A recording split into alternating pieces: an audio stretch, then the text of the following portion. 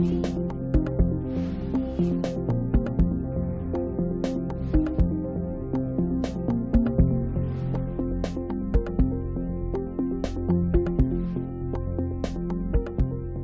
sesión y en primer lugar, ministra, darle la bienvenida como presidenta de la comisión y realmente un agrado tenerla acá, agradecerle que haya concurrido para que nos pueda entregar los antecedentes que usted estime pertinente para ilustrarnos acerca del denominado Acuerdo de Escazú, pero que sabemos que es el Acuerdo Regional sobre Acceso a la Información, Participación Pública y Acceso a la Justicia en Asuntos Ambientales, América Latina y Caribe. La orden del día, diputadas y diputados, la tabla tiene por objeto, en primer lugar, como señalé, iniciar el estudio del proyecto de acuerdo que aprueba el acuerdo regional, vuelvo a repetirlo, sobre el acceso a la información, la participación pública y el acceso a la justicia en asuntos ambientales en América Latina y el Caribe, y su anexo primero, adoptado en Escazú, República de Costa Rica, el 4 de marzo del 2018, correspondiente al boletín 14.852-10 con urgencia calificada de simple. Para estos efectos se ha invitado a la ministra de Relaciones Exteriores, la señora Antonia Urrejola Noguera. Y en segundo lugar, la tabla tiene por objeto recibir en audiencia al señor secretario general de la Cámara, el señor Miguel Landero, para que nos informe del acuerdo marco de participación en las instancias internacionales que tenemos y que es necesario informar en esta comisión en virtud de lo que dispone el artículo 37 del reglamento de la corporación. Diputadas y diputados, creo que en atención a que se encuentra la señora ministra, vamos a empezar por la exposición de la señora ministra, después daremos la palabra y vamos a seguir con el resto de la tabla y asuntos varios. Presidenta, sí, me llama la atención que hemos iniciado sin la lectura de la cuenta, sin el puntos varios. Y quiero que eso me lo aclare el secretario porque primera vez que eso yo es lo que estoy diciendo, diputada, que vamos a, dado que está la ministra, puntos varios lo vamos a ver después, acabo de señalarlo, y la cuenta la va a leer el secretario también porque es decisión de la presidenta de la comisión. Me parece extraño, presidente, nunca había visto esta dinámica en una comisión y saludo a la ministra y a su equipo. Secretario, ¿usted podría, por favor? Sí, en este caso... Diputada, sí, en este caso la presidenta es la que pone el orden en el caso de la sesión. Bueno, gracias, diputada. Lo que pasa es que la cuenta es muy larga, entonces no es un problema de que no es una cuenta muy larga, está la ministra.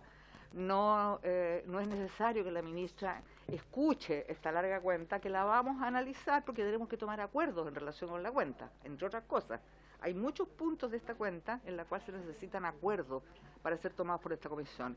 Entonces simplemente es una cuestión protocolar, no tiene nada que ver, no es extraño ni nada. Bueno, gracias, diputado y diputado. Señora ministra, tiene la palabra, por favor. Bueno, buenas tardes, muchas gracias, presidenta, y a través suyo saludo a los demás diputados y diputadas miembros de esta Comisión de Relaciones Exteriores. En el día de hoy me acompaña el asesor legislativo, Nicolás Godoy, está mi jefa de gabinete, Carola Muñoz, pero además están conectados virtualmente María Cecilia Cáceres, ella es la jefa de la edición jurídica, no es división jurídica, yo sé, Relaciones Exteriores, o sea, Dirección General Jurídica, sí, de la Cancillería, y también Julio Cordano. Julio Cordano empieza la otra semana como director de la Dirección de Medio Ambiente, pero además nos pareció muy importante porque él fue uno de los negociadores del Acuerdo de Escazú, por lo tanto tiene toda la historia previa de cómo fue todo el proceso y por lo tanto yo, si le parece bien, presidenta, voy a hacer una exposición general del acuerdo y si me permite después darle la palabra a Julio por si él quisiera agregar algunos puntos específicos de lo que ha sido el proceso y algunos puntos para luego, obviamente, escuchar a los parlamentarios. Gracias. Gracias, presidenta. Bueno, tenemos un PowerPoint para guiar un poco lo que es el acuerdo de Escazú. Bueno, tal como el nombre dice, ¿cierto? Este es un acuerdo regional que reúne América Latina y el Caribe, que es sobre acceso a la información, la participación pública, el acceso a la justicia en asuntos ambientales en estos países. Es uno de los primeros acuerdos, es el único acuerdo regional ambiental y es el único acuerdo mundial que trata sobre defensores ambientales, entre otros asuntos. Si podemos pasar. El acuerdo de Escazú es el resultado de una iniciativa de Chile como Estado en la Cumbre de Naciones Unidas de Río +20. Chile fue quien lideró toda la etapa de preparación del acuerdo de Escazú y posteriormente la fase de negociación lo hizo junto con Costa Rica. Este fue un proceso bastante largo que se inició en el 2012 y terminó en el 2018. Y es, como yo decía, el único tratado de Latinoamérica y el Caribe que permite enfrentar los desafíos ambientales. Es el único tratado del mundo en contemplar disposiciones específicas sobre la protección a defensoras y defensores de derechos humanos en asuntos ambientales. Tiene una amplia legitimidad, gracias que además es un tratado que fue, por eso demoró tanto, además tuvo un proceso de negociación muy amplio, no solo entre los Estados partes, sino que también entre las organizaciones ambientales, defensores y defensoras, un proceso de participación que es inédito en términos de transparencia e inclusión de los distintos actores y actoras en esta materia. Es el acuerdo Escazú un instrumento de piso, establece estándares en las materias que hemos hablado de acceso a la información, defensor y defensora, es un piso y una guía para los estados para avanzar en la institucionalidad relativa a los temas que abarca el acuerdo. Para lograr su aplicación, establece un enfoque que está dirigido al fortalecimiento de las capacidades de los estados, funcionarios públicos, instituciones, y también tiene un tema muy importante que es de cooperación entre los estados partes, intercambio de buenas prácticas, y creo que es muy importante sancionar que no es un acuerdo que establezca mecanismo especial de controversias ni sanciones. Después voy a entrar en ese tema. Tiene un mecanismo de resolución de controversia que sigue la tendencia de una decena de acuerdos que han sido ratificados por Chile, como lo es la Convención Marco de Naciones Unidas sobre el Cambio Climático y el Convenio de Minamata sobre el Mercurio, y continúa con la tradición de las últimas décadas en relación con los acuerdos multilaterales ambientales de los cuales Chile es parte, como es la Convención sobre Diversidad Biológica. Voy a referirme un poco a lo que son los contenidos del acuerdo, lo más importante, y que yo creo que más allá después de las preguntas específicas, bueno, no quiero entrar en el detalle, tiene un preámbulo, tiene definiciones determinadas, tiene un conjunto de principios que me parece importante pues resaltar, como por ejemplo el principio que reconoce la soberanía sobre los recursos naturales, que creo que es un tema muy importante porque sé que hay mucho temor sobre ese tema y hay un principio explícito sobre la soberanía de los países en los recursos naturales. Tiene un principio que es básico en materia de derechos humanos y derecho internacional, que es el principio de igualdad y no discriminación. Chile ha ratificado y es parte de un conjunto de tratados e instrumentos internacionales que reconocen este principio, y esto lo que hace es simplemente reiterar un principio fundamental. Tiene como principio también el de la transparencia y rendición de cuentas, que es fundamental, nos parece que como principio es fundamental en la calidad de las democracias, no solo para el tema ambiental, sino en general, y hemos visto en nuestro país cómo la institucionalidad en general ha ido avanzando en materia de transparencia y rendición de cuentas. La calidad de las democracias está netamente ligada a la rendición de cuentas y los procesos de transparencia, y es un principio fundamental. Tiene un principio que es el de no regresión y progresividad, búscame en qué página está, y ese principio es un principio que está reconocido no solo en convenios internacionales relativos a temas ambientales, porque es un principio que está en varios convenios sobre la materia, sino que como lo es el Acuerdo de París o la ley, o posteriormente, que lo voy a destacar, la Ley de Cambio Climático, pero quiero destacar que este es un principio también fundamental en materia de derechos humanos más allá del tema ambiental, el principio de no regresión y progresividad está ligado a cómo los países deben ir avanzando en el reconocimiento de los derechos humanos de acuerdo a sus posibilidades, de acuerdo a la disponibilidad presupuestaria. Siempre se agregan esa frase, pero lo importante es que los Estados tienen la obligación de no volver hacia atrás en el reconocimiento que han hecho en materia de derechos humanos.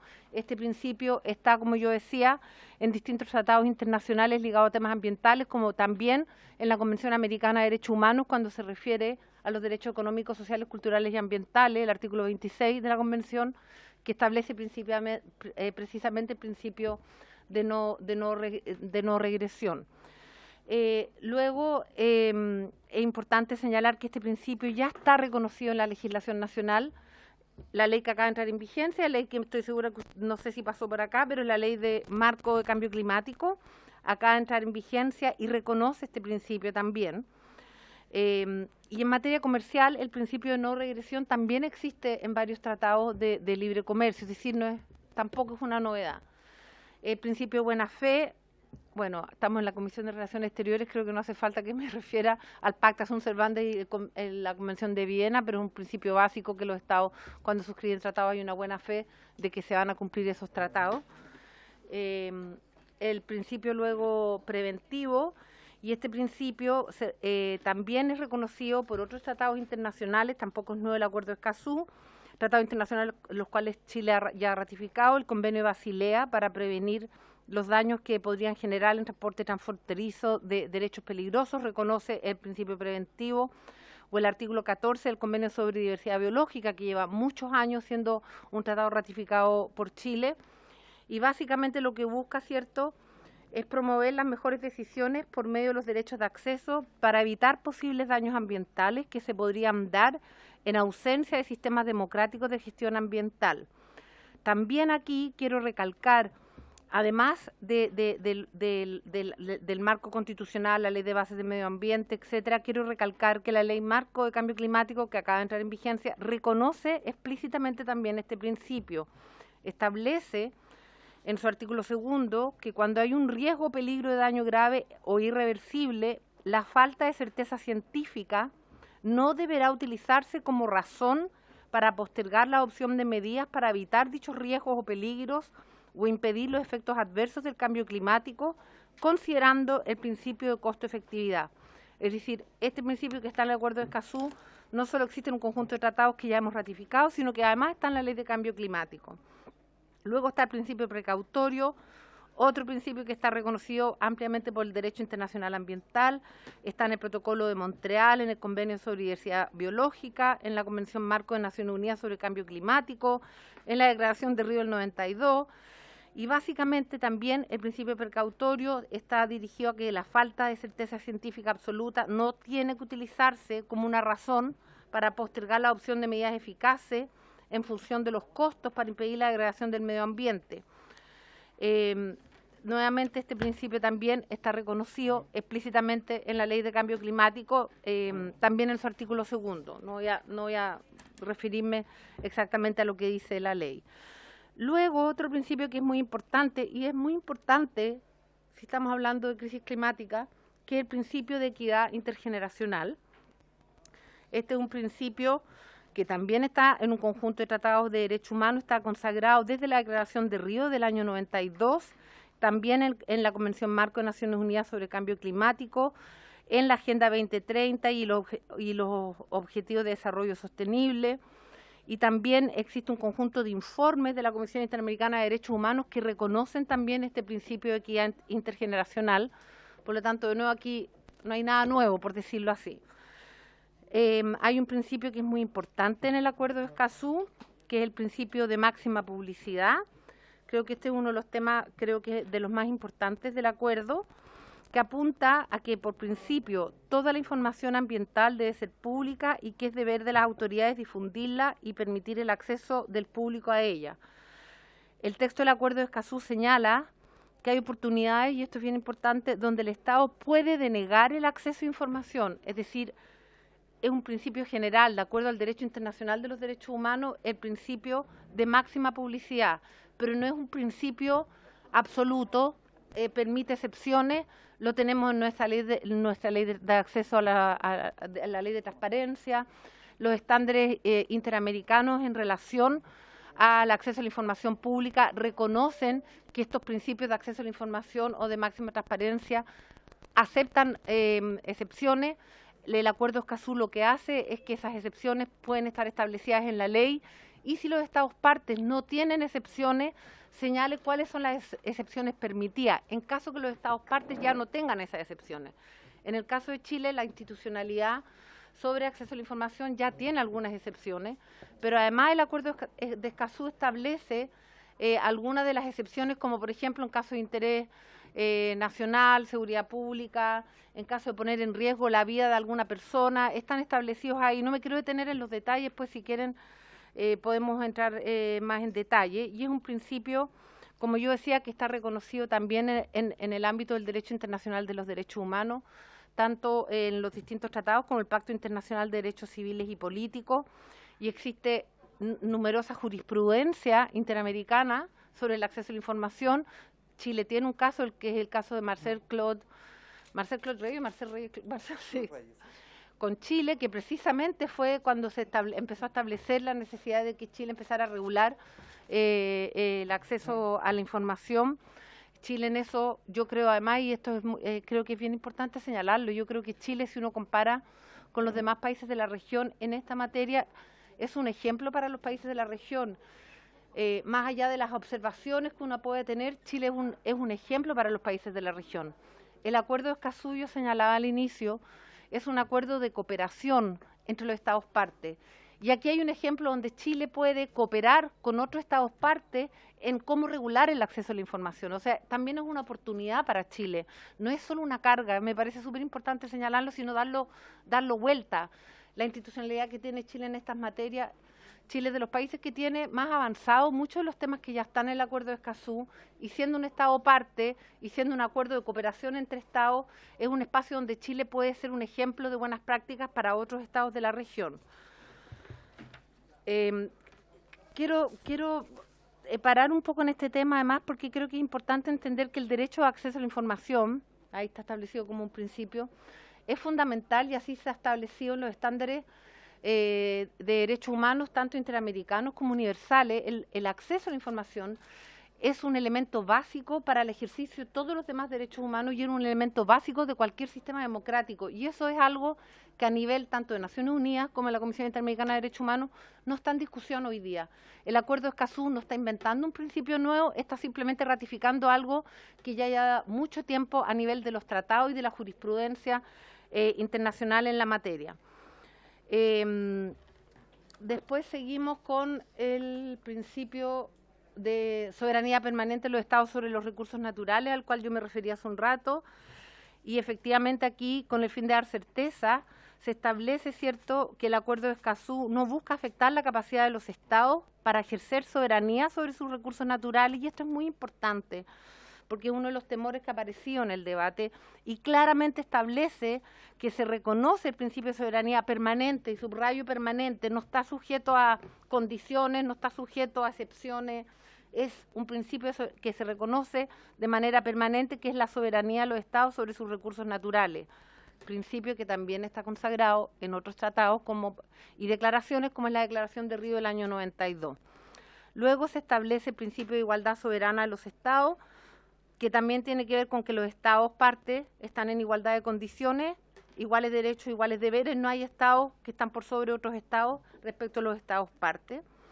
Se establece el principio pro persona, que este es un principio básico en materia de derecho internacional de los derechos humanos, y que es un criterio de interpretación cuando se interpretan los tratados de derechos humanos, que es como yo interpreto una norma, siempre debo interpretarla a favor de las personas, y simplemente lo que se hace cargo del Acuerdo de Escazú es reiterar ese principio, que también no se discute ni a nivel de Naciones Unidas ni a nivel del sistema interamericano. El principio pro persona es un elemento fundamental de interpretación de los tratados de derechos humanos. Existe, no voy a detenerme, muchísima jurisprudencia interamericana sobre este tema, y el Acuerdo de Escazú reitera lo que ya existe.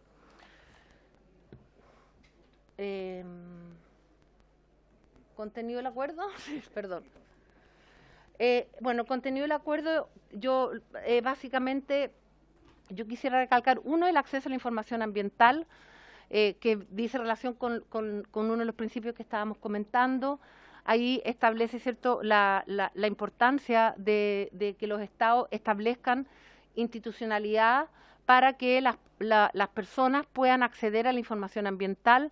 Yo no soy experta en institucionalidad ambiental, pero ustedes saben muy bien que en Chile existe la Ley de Bases de Medio Ambiente, existe el Servicio de Evaluación Ambiental, existe la Superintendencia de Medio Ambiente y existe todo un procedimiento donde todos los procesos, todos los proyectos que están sometidos al sistema de evaluación de impacto ambiental, si uno se mete en la página puede ver toda la información, las observaciones, tanto desde el punto de vista de la participación ciudadana, las observaciones que hacen los distintos ministerios y aquí en el fondo lo que hace es reiterar un poco lo que ya Chile tiene.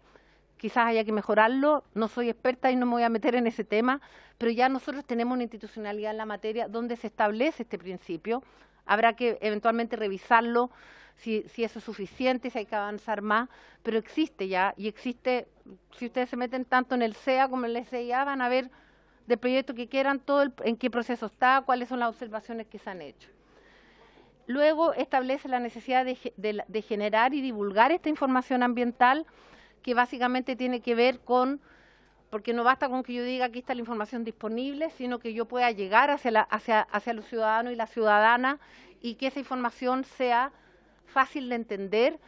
Cuando hay pueblos indígenas, traducir al idioma de los pueblos indígenas, es decir, hacer la información accesible. No basta con que yo tenga la información disponible, sino que también sea accesible, sobre todo considerando que a veces son temas técnicos bastante complejos. Establece un principio de participación pública que establece la necesidad, ¿cierto?, de la participación de las personas en las distintas etapas de los procesos ambientales, cuestión que Chile también ya tiene regulado, más allá de si podemos decir que hay que reforzar o no reforzar. Y aquí yo quiero, y el acceso a la justicia, otro tema, y después voy a hacer antes de llegar a lo otro, establece la necesidad del acceso a la justicia ambiental, estableciendo que los estados deben garantizar el acceso a la justicia ambiental con garantías de debido proceso, estableciendo también estándares que son generales en materia de acceso a la justicia. ¿Cuál es el objetivo de estas normas? Más allá del detalle de cada una de ellas, que después ustedes podrán ver en el tratado, pero el objetivo de estas normas tiene por objeto establecer una suerte como de democracia ambiental, por decirlo así. ¿Por qué? ¿Cuáles son los principales conflictos que vemos? ¿Por qué salió este acuerdo? ¿Por qué salió este acuerdo? Porque los principales conflictos territoriales que tenemos en el continente y en el Caribe tienen que ver con los proyectos de inversión y tienen que ver con la imposición de proyectos de inversión. Lo que aquí se busca es lo que se llama una democracia ambiental. Aquí no hay poder de veto, creo que es muy importante señalar, no hay poder de veto. Lo que se trata es que la propia ciudadanía, las personas afectadas, tengan participación en los procesos, existe un debate respecto a los procesos y luego la autoridad toma las decisiones que requiera tomar. Pero la participación ciudadana, lo que ha demostrado la participación ciudadana en los procesos de industrias extractivas es que cuando se hace de manera transparente, cuando se hace de buena fe, lo que se logra es avanzar en esos proyectos. Y acá, por eso se habla ¿por qué es tan importante el Acuerdo de Escazú hoy día? Porque la crisis climática requiere de todas y todos, requiere de la institucionalidad pública, requiere de la participación ciudadana y requiere también del sector privado. ¿Y cómo se logra? A través de estos procesos y a través de un debate serio y transparente. Y por eso el efecto que tiene el Acuerdo de Escazú respecto de la crisis climática, porque se trata de que nos hagamos cargo de una emergencia ambiental, más que crisis climática, de una emergencia ambiental donde la participación de todas y todos, y cuando hablo de todas y todos, me refiero obviamente que a los ciudadanos y ciudadanas, pero también al sector privado y también a la institucionalidad, donde tenemos que ponernos de acuerdo cómo seguir avanzando y cómo generar un desarrollo sostenible. Esto no es un proyecto que vaya contra el desarrollo industrial, el desarrollo de la industria minera, es un proyecto que busca cómo esas industrias pueden avanzar, pero en un contexto de crisis climática, en un contexto de crisis ambiental, donde la opinión de las comunidades afectadas tiene que ser escuchada. Cuestión que la institucionalidad chilena ya tiene, más allá de que eventualmente habrá que reforzar algunos de los aspectos que no me voy a meter en eso. Uno de los temas más novedosos que yo decía al inicio que tiene el Acuerdo de Escazú es el de defensores y defensoras de derechos humanos y básicamente derechos de defensores ambientales. Este es el único tratado en el mundo que contempla la obligación de los estados de establecer, no recuerdo ahora exactamente lo que dice, pero lo que dice es generar un espacio seguro para que los defensores ambientales puedan realizar su labor. Y no solo generar un espacio seguro para que puedan realizar su labor, sino además generar también una institucionalidad que permita establecer alertas tempranas en caso de amenazas o hostigamiento, como también el acceso a la justicia para sancionar y establecer a los responsables en caso de que exista cuestión que vive nuestro continente, asesinato a defensores ambientales, algo que lamentablemente en la región es bastante más común de lo que creemos, y de ahí viene también el acuerdo de Escazú. En el tema, yo me quiero detener, Presidenta, en el tema de los defensores de derechos humanos ambientales, en dos cosas. Uno, que tanto la Comisión Interamericana de Derechos Humanos como la Oficina de la Alta Comisionada de Derechos Humanos de Naciones Unidas ha definido qué se entiende por defensores de derechos humanos en términos más generales. Es decir, hay una definición de lo que se entiende de derecho humano y establece la obligación de los estados, precisamente lo que dice el acuerdo de Escazú, de brindar un espacio seguro. ¿Por qué?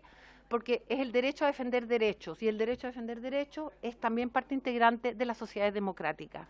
Y se trata de dar garantía a la labor que ejercen los defensores de derechos humanos en general, y en particular los defensores ambientales. En este tema, aquí sí Chile está al debe. Si a mí me preguntaran en qué Chile tiene que posteriormente trabajar, es en la generación de mecanismos que existen en muchos países, en Perú, Colombia, Ecuador, Brasil, a los que se vienen en este momento a Honduras. Cada uno tiene distintos sistemas de alertas tempranas, fiscalías especializadas ambientales, defensores, o sea, ya no me acuerdo, unidad de defensores, para establecer primero el sistema de alerta temprana. En caso de un defensor ambiental que esté siendo amenazado, pueda ir a la institucionalidad estatal correspondiente a decir me están amenazando, se puede evaluar esa amenaza y de acuerdo a esa amenaza establecer medidas de protección con el objetivo precisamente de evitar que esas amenazas se materialicen.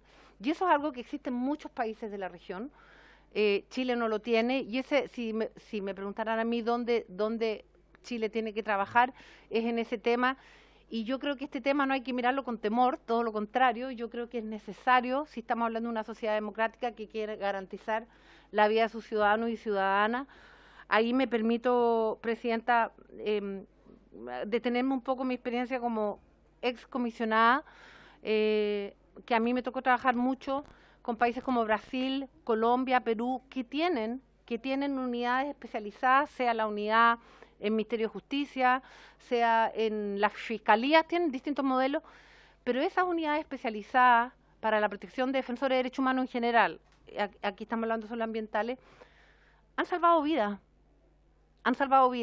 esa es la verdad, han salvado vidas, y además quiero decir que han hecho de que esas personas luego no vayan al sistema interamericano, porque cuando el Estado toma las medidas para proteger a sus ciudadanos, no es necesario, porque es subsidiario, no es necesario ir a la justicia interamericana o ir a Naciones Unidas. Y esa es la importancia de esta norma, sobre todo en el actual contexto, no solo de Chile, sino el contexto de la región en materia de defensores de derechos humanos ambientales. Y luego tiene estas normas que yo ya refería de fortalecimiento de capacidades y cooperación. El enfoque fundamental es que los Estados partes puedan trabajar de manera mancomunada, intercambiando experiencias, cooperando mutuamente. Es decir, es un acuerdo también que establece la cooperación entre los Estados partes, que es un elemento esencial para enfrentar crisis que nos atañen a todos, como es la crisis climática. Luego, no me voy a quedar en los temas, tiene un fondo de contribuciones voluntarias, que es voluntaria, la palabra lo dice. Quiero referirme a dos temas bien importantes, que uno es la conferencia de los Estados partes y otro es el comité de apoyo, que es la resolución de controversias, y aquí también porque sé que es un tema que se ha discutido bastante y me parece importante detenerme. El acuerdo establece un mecanismo de solución de controversia que es bastante similar a un conjunto de otros acuerdos ratificados por Chile, como es la Convención Marco de Naciones Unidas sobre el Cambio Climático, la Convención de Naciones Unidas sobre el Derecho del Mar, el Convenio de Minamata. Es decir, existen un conjunto de mecanismos de solución de controversia a nivel de derechos humanos y a nivel ambiental, y que básicamente lo que establece el acuerdo, en primer lugar, establece una conferencia de los estados partes, es decir, los estados que son parte del acuerdo, es que si las partes tienen alguna controversia en la interpretación o aplicación de este acuerdo, primero pueden ir a la conferencia de estados partes para resolver esas controversias de interpretación o aplicación. Si no, establece, ¿cierto?, que si las partes también pueden ir a dos mecanismos de solución de controversias, que son la Corte Internacional de Justicia o el arbitraje. Sobre esto quiero ser súper clara. El ir a la Corte Internacional de Justicia o ir al arbitraje requiere de la aceptación expresa del Estado, sea al momento de ratificar, sea posteriormente ante un conflicto determinado. Esto es bien similar a la competencia de la Corte Interamericana, que quienes ratifican la Convención Americana no necesariamente reconocen la competencia de la Corte Interamericana. Hay muchos países que ratificaron la Convención y no reconocieron la competencia de la Corte. Algunos países lo han hecho para casos concretos, algunos otros países lo hicieron posteriormente. Es decir, aquí el que se vaya a un tribunal, que es la Corte Internacional de Justicia, es optativo y además requiere la declaración de ambos estados en controversia. Es decir, yo puedo ir a la Corte Internacional de Justicia, Chile, por poner un ejemplo, tiene un problema con el Acuerdo de Escazú con Perú, pueden ir a la Corte Internacional de Justicia o hacer un arbitraje solo si ambos han reconocido ese mecanismo de solución de controversia. Si no, el mecanismo de solución de controversia es la Conferencia de Estados Partes y el comité, que yo soy muy mala para los nombres, el comité de estar en la otra... No, el comité, ¿cómo se llama el comité? Si me puedes cambiar de... Ahí está. Ahí está.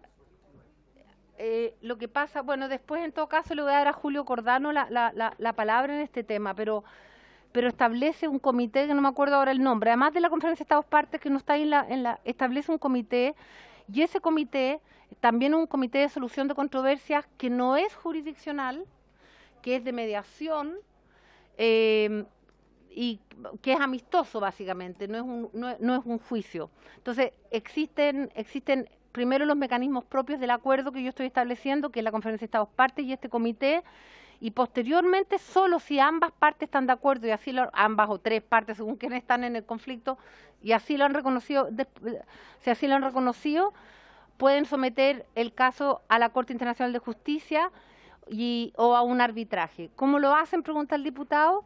Yo digo, ¿cómo lo hace exigible? Porque queda de acuerdo en las partes. Sí, pues. Pero ¿cómo lo hace exigible? Que puede llegar a un acuerdo. Lo que se requiere, o sea, primero las partes, no, lo que pasa es que ahí depende, si por ejemplo, pongo de nuevo el ejemplo, Chile, suponiendo que Chile le reconoce a la Corte Internacional de Justicia al momento de ratificar el acuerdo, reconoce esa competencia y tiene un conflicto, una controversia en la aplicación o interpretación del Acuerdo de Escazú con Perú. Si Perú no reconoció, se le puede decir primero a Perú, ¿te parece que vayamos a la Corte Internacional de Justicia? Y si Perú dice, bueno, ya manda a la Secretaría, que es la CEPAL, reconociendo para ese caso específico o reconociendo para el futuro. Pero Perú puede decir que no. Y si dice que no, queda bajo este comité, que no encuentro ahora en el papel, Comité de Apoyo a la Aplicación y Cumplimiento de Naturaleza No Contenciosa. Hasta ahora...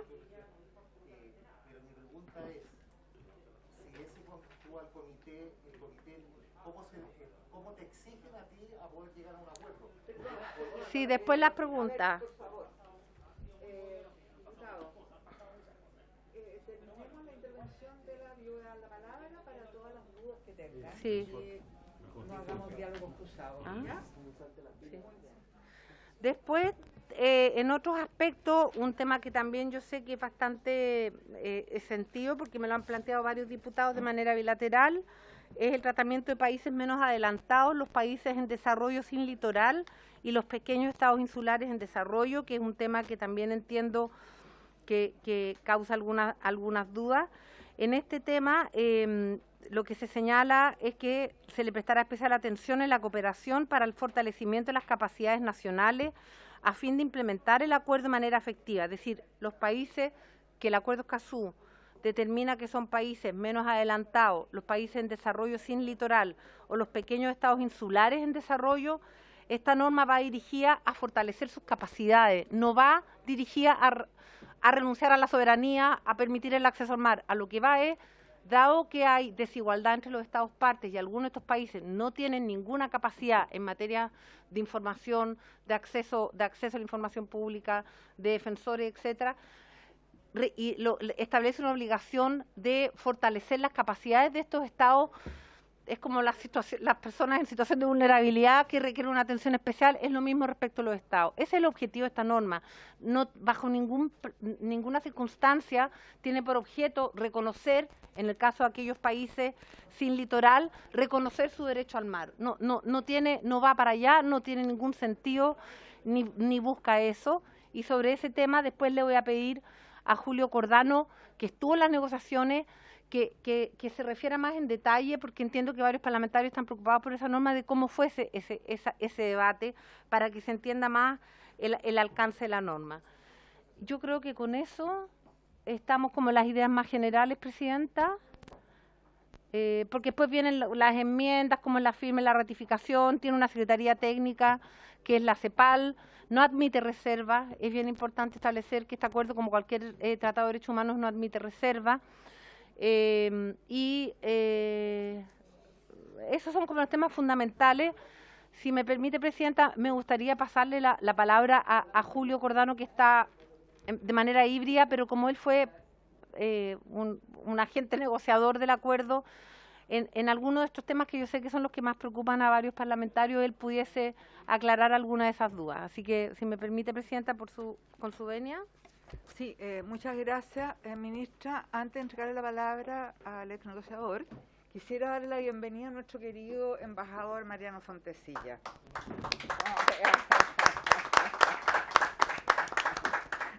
Sí. Bueno, muy bien. Ministra, a la persona de su equipo, por favor. Julio está online, así que Julio, te voy a dar la palabra. Gracias. Muchas gracias, ministra. Espero que se me escuche bien. Gracias, ministra, y gracias, presidenta. Saludos atentos a las diputadas y diputados. Y gracias por la oportunidad de poder complementar la presentación muy completa que ya hizo la ministra. Este tema, sin duda, ha sido muy debatido y ya se han explorado muchas de sus aristas, pero quisiera tal vez hacer algunas observaciones generales y complementarias a lo que ya señaló la ministra, y de la experiencia personal que me tocó a mí estar desde el comienzo, cuando Chile plantea esta idea de la Conferencia de Naciones Unidas para el Desarrollo Sostenible en Río en junio del año 2012, conocida como Río +20, se planteó desde un comienzo como la idea de que América Latina y el Caribe tienen particularidades, tienen desafíos especiales que tienen que ver con su desarrollo sostenible y que enfrentan una serie de cuellos de botella que deben ser resueltos de manera institucional, de manera pacífica y sobre la base del desarrollo del derecho internacional y atendiendo las especificidades de la región. Y subrayo eso porque en ese momento, cuando se empezó a discutir este tema, algunos países, no Chile, algunos países señalaron que ya existía un acuerdo abierto a todas las partes del mundo, que era el acuerdo de Aarhus, que se negoció en el contexto de la Comisión Económica para Europa, y que si bien está pensado en ese contexto, también no tiene el anexo 1 que establece el acuerdo de Escazú, que limita el número de países que pueden suscribirlo y por lo tanto entrar a formar parte de él. El acuerdo de Aarhus está abierto y se dijo que se podría simplemente hacer un llamado a los países de la región de América Latina y el Caribe a adherir a ese acuerdo y por lo tanto sumarse un poco a esos mecanismos.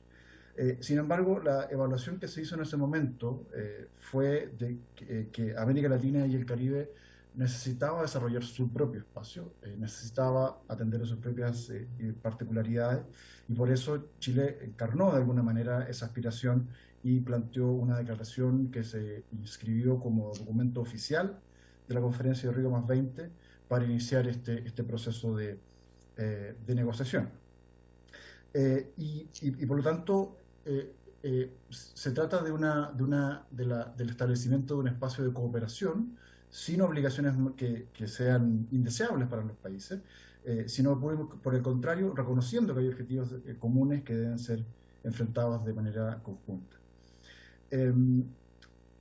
Esto también tiene que ver con otro de los principios que está en el acuerdo de Escazú y que la ministra ya exploró y se refirió a ellos, que es el hecho de que los países que son parte del acuerdo de Escazú concurren libremente y se dejan a sí mismos amplia libertad y discrecionalidad para avanzar a su propio paso y tomando decisiones sobre sus propias prioridades y sus propias estrategias de implementación de los derechos de acceso.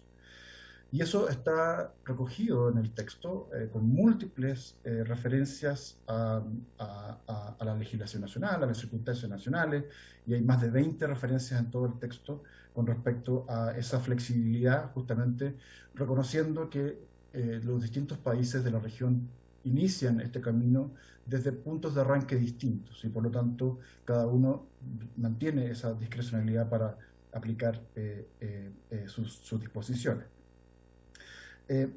Y en el caso particular de Chile, me parece importante destacar que, como ya lo señaló la ministra, Chile tiene una estructura legal, institucional, que tal vez es una excepción en la región y que claramente nos pone en una situación de vanguardia, en una situación mucho más avanzada con respecto al resto de los países de la región, y eso presenta también una oportunidad. Yo como funcionario del Ministerio de Relaciones Exteriores creo que esto es una gran oportunidad para que Chile pueda justamente compartir las buenas experiencias y las experiencias tal vez no tan buenas que hemos tenido en nuestro propio desarrollo institucional y legal con los demás países, considerando que los derechos de acceso, tal como señala la Declaración de Río del año 92, son un mecanismo para asegurar la paz social y para asegurar el desarrollo sostenible de manera armónica, con la idea de evitar los conflictos socioambientales que han sido lamentablemente tan comunes y extendidos en nuestra región, con el fin de justamente evitar los roces sociales que podrían incluso generarse en este contexto y que afectan también en particular a los defensores de derechos humanos en asuntos ambientales. Entonces, pensando en esa agenda y pensando que Chile es un país adelantado en estos temas, evidentemente se trata de una oportunidad para que Chile pueda proyectar sus capacidades en este sentido. Ahora, la ministra también se refirió a un par de temas y que me señaló que podía tal vez yo agregar algunos elementos. El primero que tiene que ver con el Comité de Apoyo a la Aplicación y el Cumplimiento del Acuerdo de Escazú, y el otro que se refiere a los países del estado de situación especial. En primer lugar, el Comité de Apoyo a la Aplicación y el Cumplimiento, tal como lo señaló la ministra, no es una originalidad del Acuerdo de Escazú, está presente en varios otros acuerdos internacionales. Yo conozco más de cerca el Acuerdo de París, y puedo decir que justamente en el artículo 15 del Acuerdo de París está presente un comité muy similar, que también incluso repite este lenguaje de que es consultivo, no contencioso, no punitivo, y efectivamente uno de los acuerdos más recientes que ha tenido el Acuerdo de París y las COP de cambio climático ha sido justamente la adopción de reglas de procedimiento de ese comité de apoyo para el cumplimiento. Como lo señalaba, el Acuerdo de Escazú señala que este comité es consultivo, transparente, no contencioso y no punitivo en su definición, y por lo tanto deja de lado cualquier posibilidad de que sea considerado una especie de tribunal o una especie de mecanismo que va a imponer castigos o decisiones que vayan en contra de la voluntad de las partes. Y es importante señalar que el objetivo final del comité no es tomar decisiones por las partes, sino que formular recomendaciones. Y ahí está también en su naturaleza de consulta y de facilitación, que tampoco es algo original de Escazú. Y de hecho en Chile ya hay mecanismos que tienen una naturaleza similar, y estoy pensando, por ejemplo, en la evaluación de desempeño ambiental de la OCDE, que genera recomendaciones a los miembros de ese foro, pero también otros que también están en el contexto de la OCDE, como por ejemplo las líneas directrices de empresas multinacionales, donde las personas afectadas pueden recurrir a ese tipo de instancias que también generan recomendaciones y por lo tanto son no vinculantes, pero dan un canal justamente para canalizar justamente ese tipo de inquietudes en el caso de que haya un incumplimiento de una determinada norma. Por lo tanto, no es un tribunal, y eso también tiene que ver con una jurisprudencia también que uno podría referirse en el caso del acuerdo de Aarhus, como había señalado antes, que se negoció en el contexto europeo. El texto del acuerdo también define dos criterios que son importantes para entender la implementación del comité de apoyo, que uno es el tema de la participación significativa del público, que de alguna manera sí es una originalidad del acuerdo de Escazú, del proceso de negociaciones. Cuando se negoció el acuerdo de Escazú, se dijo que se iba a hacer con la participación significativa del público. ¿Qué significaba esto? En una de las rondas de negociaciones se acordó incluso un reglamento de cómo participaba el público en las negociaciones, y consistía en que simplemente el público iba a estar presente en las salas de negociación, a menos que el Comité de Negociaciones Intergubernamentales decidiera lo contrario, cosa que nunca ocurrió, y que se daría la palabra en el mismo orden que se pidiera. Es decir, si un país pedía la palabra y después le seguía un representante del público, se le daba la palabra también a esa persona en ese orden, y no necesariamente se dejaba para el final cuando ya se agotara la lista de oradores de parte de gobiernos. Se daba de manera alternada. Y ese tipo de consideraciones se hizo presente durante la negociación. Entonces, la participación significativa del público en el contexto del Comité de Apoyo, Aplicación y Cumplimiento tiene que ver justamente con dar ese espacio de participación, teniendo presente que eso sí que se respetó el principio, como decía antes, de derecho a voz, pero no el derecho a voto. Es decir, el derecho a voto es exclusivo de las partes. Y el otro tema importante, relevante para entender la naturaleza del Comité de Apoyo a la Aplicación y el Cumplimiento, es la consideración a las capacidades y circunstancias nacionales, que también está presente en el texto del Acuerdo de Escazú. Es decir, incluso en un contexto en que el Comité de Apoyo encontrara un caso de no cumplimiento, luego de un proceso donde por supuesto habría participación significativa del público, incluso en ese caso de no cumplimiento y de recomendaciones, se debe tener en consideración las capacidades y circunstancias nacionales de las partes, que tiene que responder, por lo tanto, a la capacidad de las partes para dar cumplimiento a esa norma en específico. Y por lo tanto, se trata de un comité más bien de acompañamiento, en ese caso. El otro tema que mencionó la ministra tiene que ver con los países en situación especial, y creo que eso es un tema muy relevante de aclarar, porque cuando se estaba negociando ya las últimas etapas, las últimas rondas del acuerdo de Escazú, por la composición propia de la región de América Latina y del Caribe, siempre se tuvo una consideración especial. Si puede subir el tono de la voz, señor, por favor. Perdón, estoy con un micrófono, no sé si se escucha mejor así. Sí, porque se escucha muy bajo. Gracias. Ok. Señalaba que con respecto a los países en situaciones especiales, que es como se le denomina en el contexto de Naciones Unidas, que son los países menos desarrollados, los países islas en desarrollo y los países en desarrollo unilateral. Cuando se negoció el acuerdo de Escazú y estábamos en las últimas rondas de negociación, siempre se hacía referencia a la importancia de los países del Caribe. Y entendidos como el grupo de países islas en desarrollo de la región. Y los mismos países del Caribe que estaban participando en las negociaciones hacían ver su aspiración a tener un tratamiento especial. Y por tratamiento especial, ellos siempre se refieren a la idea de que se consideren sus condiciones específicas al momento de establecer mecanismos de cooperación. Una vez que ocurrió ese debate, algunas delegaciones señalaron que el estándar de Naciones Unidas no debiera limitar las consideraciones especiales a un tipo de países, sino que debiera recurrirse a los precedentes que existen en Naciones Unidas para reconocer a los países en situaciones especiales. Y esos países en situaciones especiales son esos tres grupos que ya mencioné: los países islas en desarrollo, los países menos desarrollados y los países en desarrollo sin litoral. Como señalaba, los países islas, por supuesto, son básicamente los del Caribe, en el caso de nuestra región. Los países menos desarrollados, en el caso de América Latina y del Caribe, es Haití, tenemos uno solo, y los países sin litoral serían Bolivia y Paraguay. El artículo sobre cooperación y que se refiere a este tema, por otra parte, señala que hay que tener especial consideración. Y esto se toma desde una perspectiva facultativa.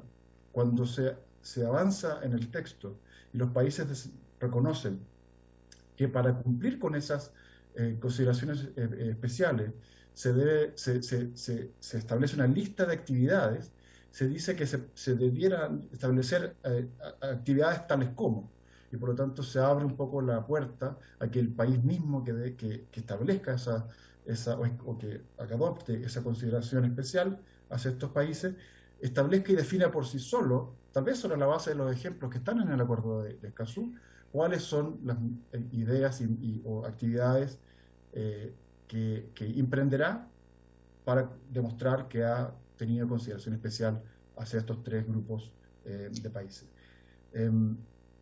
También es importante señalar que la obligación o la consideración de tener una consideración especial hacia esos países no es solo de los países que no pertenecen a estos grupos, sino que de todos, incluyendo los países sin litoral, incluyendo los países islas, etc., que en la implementación del acuerdo deben también desarrollar sus propias actividades y sobre la base de un sistema de cooperación. Voy a dejarlo hasta ahí. No sé si presidenta o ministra, si tuvieran alguna duda que podría ayudar. Muchas gracias, señor Julio Cordano. Hemos escuchado a la ministra y al director de Medio Ambiente y Asuntos Oceánicos del Ministerio de Relaciones Exteriores. Ahora con la palabra a las diputadas y diputados para plantear las preocupaciones o dudas que requieran a la ministra o al director de Asuntos Medio Ambiente.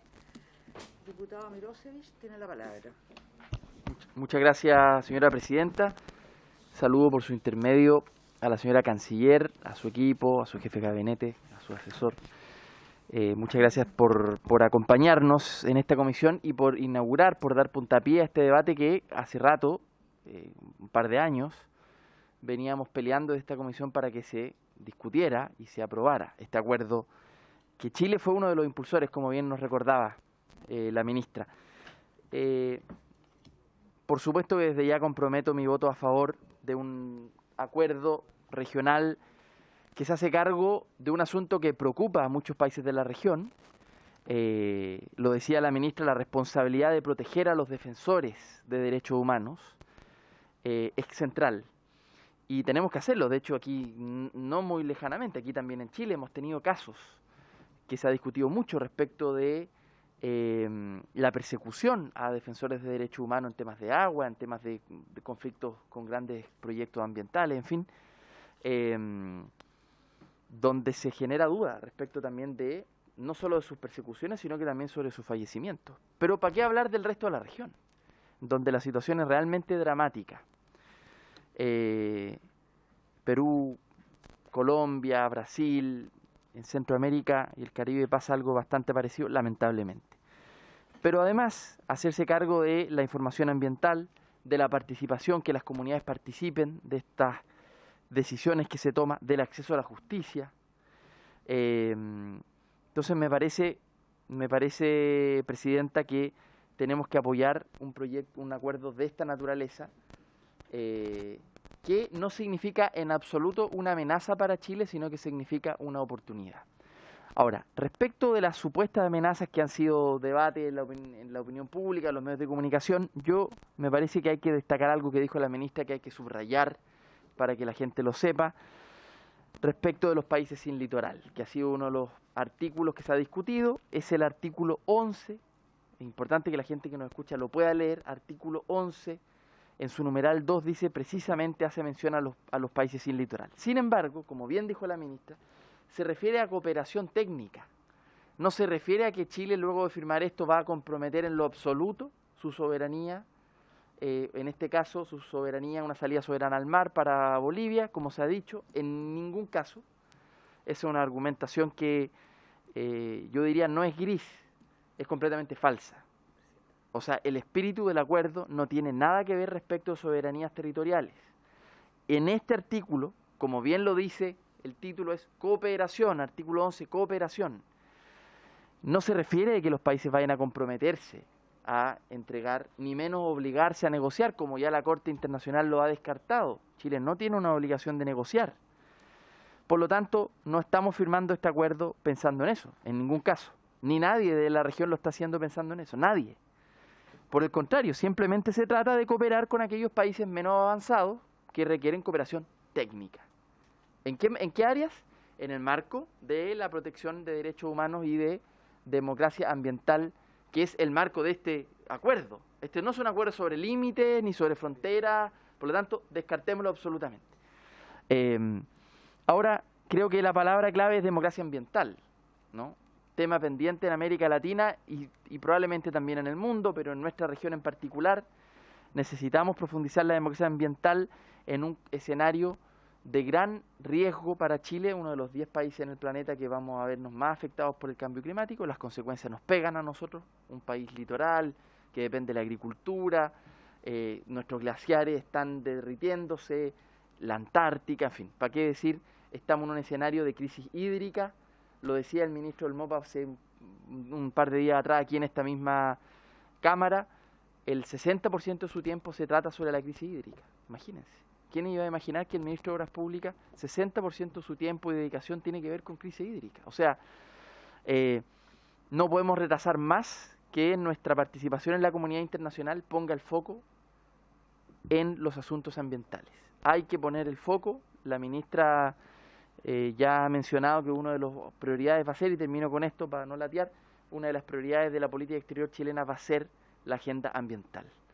No se podía partir de otra manera entonces, sino aprobando este acuerdo. Así que muchas gracias al gobierno por la decisión que tomó, que estoy seguro por lo demás, el resto de los países de la región ahora empieza a decir, bueno, ya era hora que el país que impulsó, junto con Costa Rica, lo firme, ¿no? Eso, muchas gracias. Gracias, diputado Mirosevich. Pidió la palabra el diputado Félix González, que está unido telemáticamente. Diputado Félix González, tiene la palabra.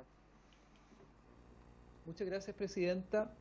No voy a ahondar en cuestiones que ya hemos argumentado desde el movimiento ecologista respecto al acceso a la justicia, a la protección de las defensoras y defensores ambientales, a la participación ciudadana y a principios que están expresados en el tratado como el derecho a un medio ambiente sano, ¿eh? Cosa que fue uno de los argumentos junto con el otro argumento relacionado con Bolivia que esgrimieron los ministros, la ministra Smith y el ministro Alamán, cuando se negaron, argumentaron por qué negarse a firmar el mensaje por parte del presidente Piñera. Y qué distinta la argumentación hoy día de este gobierno, ¿no? Tengo que decirlo, porque este compromiso que adquirió el presidente y que se cumplió días después de asumir, viene claramente a dar una señal diferente, ¿no? Por supuesto, hay otras demostraciones necesarias en el camino, ¿no? Respecto a cuestiones de bajada de este tratado y también de la Ley Marco de Cambio Climático. Sobre los miedos que expresó el gobierno anterior respecto a juicios internacionales, ¿no? Demandas internacionales, a mí me queda muy claro con la presentación que aquí se hizo que eso es falaz, que era un argumento, como se dijo en su momento, un poco forzado. Y por otra parte, lo que expresó el ministro Álamo yo lo tengo muy en la memoria, porque lo que dijeron en ese momento es la frase un medio ambiente sano es amplia, y ellos no querían algo amplio, querían algo acotado para poder darle certeza a las inversiones. Y eso no es otra cosa que decir que querían darle más garantías a los inversionistas y no tantas garantías a la comunidad, a la ciudadanía. Y si el concepto yo concuerdo que es más amplio, porque los derechos humanos tienen que ser amplios, no pueden ser acotados. Y por lo mismo, nosotros, haciendo eco de que se trata de derechos humanos y también de derecho a la naturaleza, déjenme decirlo, no todo tiene que ser antropocéntrico, ¿no? Necesitamos actuar con rapidez. Miren lo que está pasando en la región metropolitana, ya en la región de Valparaíso, con la sequía, con personas que van a tener restricciones, ya no restricción vehicular, restricción de agua dentro de la casa, ¿no? Y eso va a continuar. O sea, tenemos el desafío de resolver la crisis hídrica, resolver la crisis alimentaria, si no ningún país que no lo resuelva va a poder subsistir. De eso estamos hablando, de supervivencia. Y por lo mismo quisiera pedir, sin más argumentación, sino que tengo una duda sincera. El ministro Jackson expresó que el gobierno quería tener, ojalá aprobado en ambas cámaras este tratado antes del encuentro de las partes que está organizando la CEPAL en este mismo mes. Pero no he visto un eco ni desde el ministerio, en esa prisa, digamos, ni de parte de esta comisión, que estuvo 2 semanas sin citación. La presidenta Carmen Hertz me expresó en la sala que hoy día se votaba. Me da la impresión, no sé si se vota hoy día, porque se pudieran sincerar los tiempos, ¿eh? Y también por una cuestión práctica, porque presido la otra comisión que tiene que verlo, y nosotros, haciéndonos ecos de lo que pidió el mismo ministro, hemos comenzado a escuchar personas también, ya que en esta comisión no se va a escuchar nuevamente, porque se escuchó en el periodo anterior. Puedo disentir de eso porque son diputados y diputadas nuevas, pero en esta comisión, por lo que entiendo, no se va a escuchar a la comunidad. Entonces, ¿qué tanta prisa tiene el gobierno? Esa es una de mis dudas, y por supuesto expresar desde el movimiento ambiental que nosotros sí tenemos prisa. Muchas gracias, Presidenta. Gracias, diputado. Quisiera precisar algunos puntos que ha señalado el diputado González. En primer lugar, efectivamente estuvimos 2 semanas sin sesionar porque nuestra ministra, que es la invitada primera en las reuniones, no le era posible por estar en actividades en el extranjero, tal como lo señalamos. El segundo punto, quería precisar al diputado González, es que sí van a haber invitados en la próxima audiencia. Vamos a pedir aquí, los diputados y diputadas podrán sugerir nombres de quienes quieran escuchar, y hecha la próxima sesión, realizada las audiencias correspondientes, nos tocaría votar en la subsiguiente, porque la última es la semana distrital, ¿eh? Ese es el itinerario que tenemos.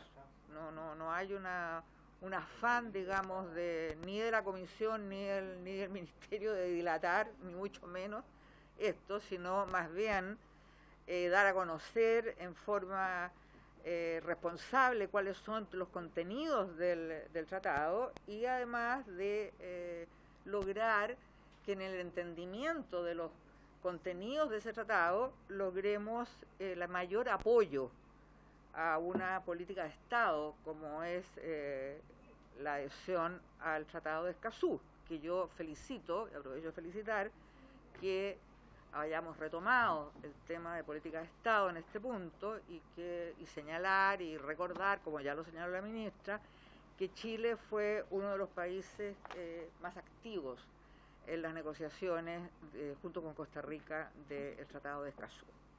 Eso para las precisiones, y ofrezco nuevamente la palabra. Diputado Moreira, tiene la palabra. Gracias, presidenta. También saludar por su intermedio a la ministra o canciller y a todos quienes la acompañan. A ver, yo quiero saber si el Ejecutivo va a hacer alguna declaración de interpretación o interpretativa en cuanto a aquellos artículos que merecen dudas, que principalmente la tenemos nosotros, en la oposición. Lo que no me quedó claro es que obviamente las partes tienen que estar de acuerdo para ir a la Corte, ¿no es cierto? Si no estuvieran, pueden ir a este comité, ¿ya? Pero si no quieren ir, esa es mi pregunta. Y si es un órgano que solamente no es resolutivo, es más bien, no hay obligación de seguirlo. ¿De qué forma se va a obligar a las partes para que cumplan lo establecido por el acuerdo? Y lo otro, para finalizar, se enuncian 11 principios. Se enuncian nomás, pero no son, porque lo que da cierta ambigüedad en el sentido de que no te hacen relación a algún acuerdo o algún tratado, porque se le podría dar cualquier interpretación, porque esto es para la implementación, ¿no es cierto? Entonces, a mí me gustaría saber qué pasa ahí. Eso es. Gracias, presidente.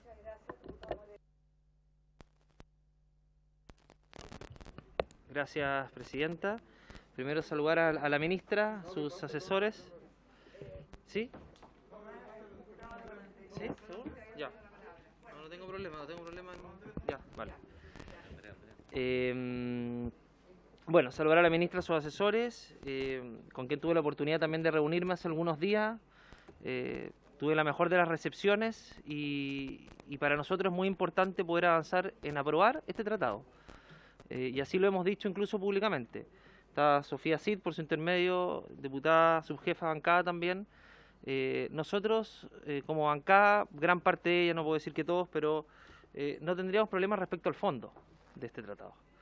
Creo que si bien nuestro país ha avanzado mucho en acceso a la justicia, transparencia de la información, participación, nunca es suficiente cuando se trata de materias medioambientales, y en ese sentido, habiendo participado activamente nuestro país en impulsar este tratado, creo que es relevante el poder suscribirlo. Ahora, dicho eso, para nosotros es muy relevante, siendo una política de Estado, que esto se apruebe por una amplia mayoría, no circunscribirlo solamente a un sector político, porque además sería una muy buena señal en materia internacional. Pero dicho eso, para nosotros es muy relevante poder avanzar en algunas declaraciones interpretativas. Lo establece el artículo 54 de la Constitución, este tratado no admite reservas, pero sí para nosotros es muy relevante el poder aclarar el sentido y alcance de ciertos preceptos, principalmente por la ambigüedad que pudieran tener el no definir, por ejemplo, algunos principios. Y aquí tengo anotados algunos, como el principio preventivo, el principio precautorio. En general, los tratados internacionales definen los principios en los mismos tratados. Entonces, lo que nosotros queremos es precaver de que finalmente no se interprete por un país extranjero distinto a lo que se puede interpretar de acuerdo a la normativa nacional. Y de esa manera también poder precaver posibles demandas internacionales por cierta interpretación que le está dando un país que no es Chile, de acuerdo a la normativa interna. Por ejemplo, la exposición a controversias internacionales, que jamás puede interpretarse en torno a materias medioambientales que son propias y exclusivas de Chile, porque hay países que tienen una agenda particular y que finalmente les sale también muy a cuenta el poder demandar a nuestro país por ciertas situaciones que se tratan en nuestra normativa interna. Situaciones vinculadas a la autoejecutabilidad del tratado, que también es un tema a discutir, Y en ese sentido, la participación pública, la toma de decisiones, etcétera, para nosotros es importante que la interpretación de esa normativa sea de acuerdo a nuestra normativa interna y de esa manera nos precavemos de posibles conflictos internacionales y además de posibles conflictos internos respecto al alcance de ciertas normas que es necesario precisar, Presidenta. El diputado Mirosic hablaba respecto del acceso al litoral de ciertos países que la normativa, no, el artículo 11 creo que era, ¿no?, establece que Chile tiene que cooperar para ello, una suerte de cooperación. Lo que dice, por su intermedio hablado, es claro, él lo interpreta de esa manera, y yo creo que todos acá lo vamos a interpretar así, pero nosotros nos queremos precaver que efectivamente esa interpretación sea de acuerdo a la legislación interna y que los otros países también interpreten de que nosotros le estamos dando ese sentido y alcance a ese artículo. Entonces, nosotros teniendo solucionado esos temas, mediante declaraciones interpretativas que vamos a hacer llegar a la comisión cuando resulte pertinente, de acuerdo a los plazos, no tendríamos ningún problema en avanzar en la aprobación del tratado. Y yo creo que va a ser muy conveniente, no solamente para el oficialismo, sino que también para la oposición, poder sacar, como decía, con una amplia mayoría este tratado. Dicho eso, y por último, respecto al acceso a la justicia, Presidenta, a mí me gustaría tener un informe de la Corte Suprema. La ley orgánica del Congreso dice cuando nos circunscribimos a materias que tienen que ver con reformas que tengan incidencia el Poder Judicial, tenemos que pedirle un informe a la Corte Suprema. Me gustaría conocer la opinión de la Corte Suprema respecto, sobre todo, el tema de los defensores medioambientales y acceso a la justicia en esos casos. Eso, Presidenta.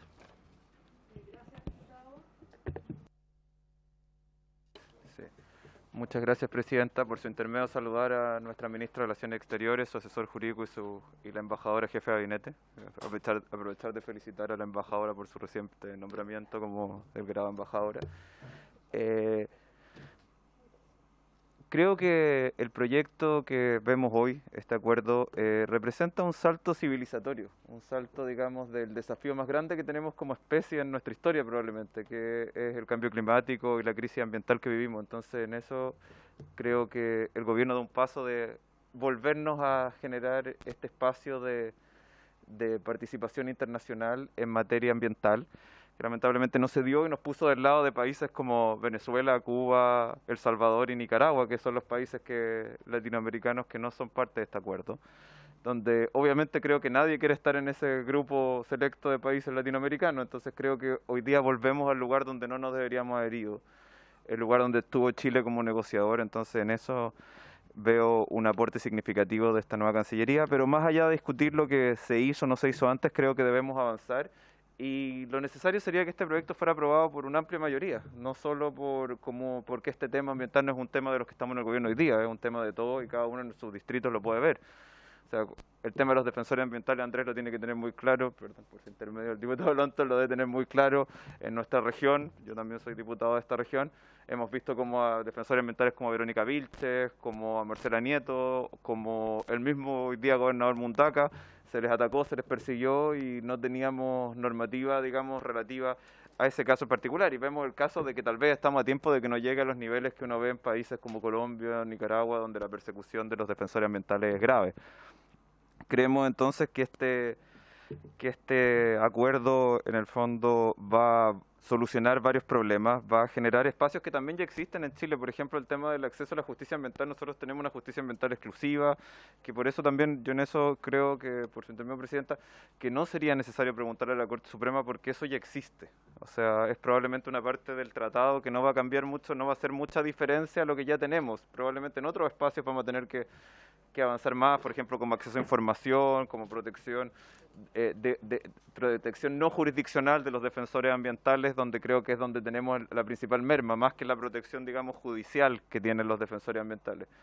Pero insisto, creo que todas las dudas, todas las consultas, obviamente hay que tomar atención sobre ese aspecto que se ha hablado y que decía Andrés sobre los países sin litoral, digamos, que en el fondo generar un espacio de que sea interpretado de una forma. Creo que en esto Chile también lleva una obligación que ya ha completado. Chile tiene acuerdos de materia de cooperación portuaria con Bolivia hace muchos años, está incluido en el Tratado de Paz y Amistad, y en eso, en el fondo, no creo que haya instancias de reclamar eso contra Chile en el marco de este tratado. Pero a pesar de eso, con el espíritu que yo creo que tiene que tener esta Cancillería de volverlo nuevamente un tema de Estado, como dejó de ser algún tiempo.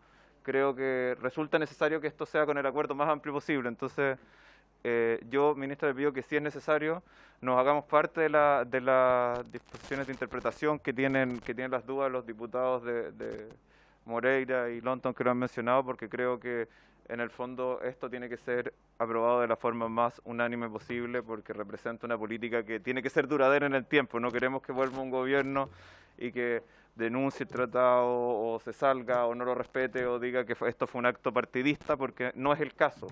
Creo que en esto, y he escuchado a varios diputados de la hoy día oposición que tienen la mayor disposición a llegar a acuerdo en esto y de considerar una política de Estado, porque creo que eso es lo que tiene que primar no solo en esta materia, sino que en prácticamente todas las que ve esta comisión. Muchas gracias, presidente.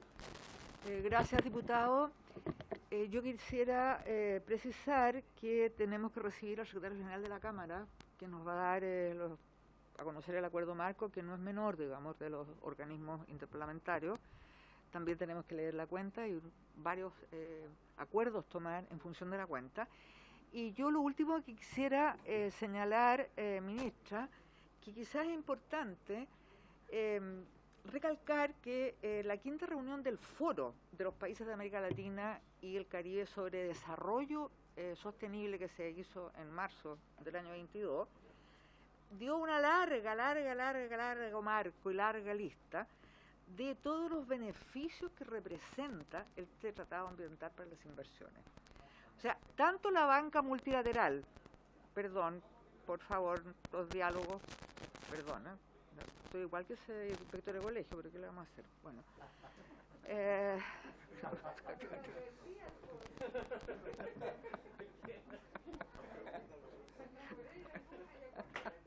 bueno, quiero decir que es importante considerar que la banca multilateral, es decir, el Banco Mundial y el BID y la OCDE consideran fundamental el acuerdo de Escazú para generar un clima de inversiones sostenidas y saludables.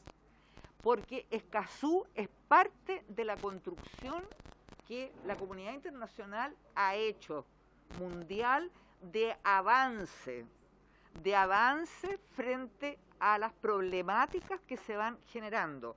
Así como creamos, a partir de la Segunda Guerra Mundial, todo, ¿no es cierto?, un entramado, una arquitectura de protección a los derechos humanos.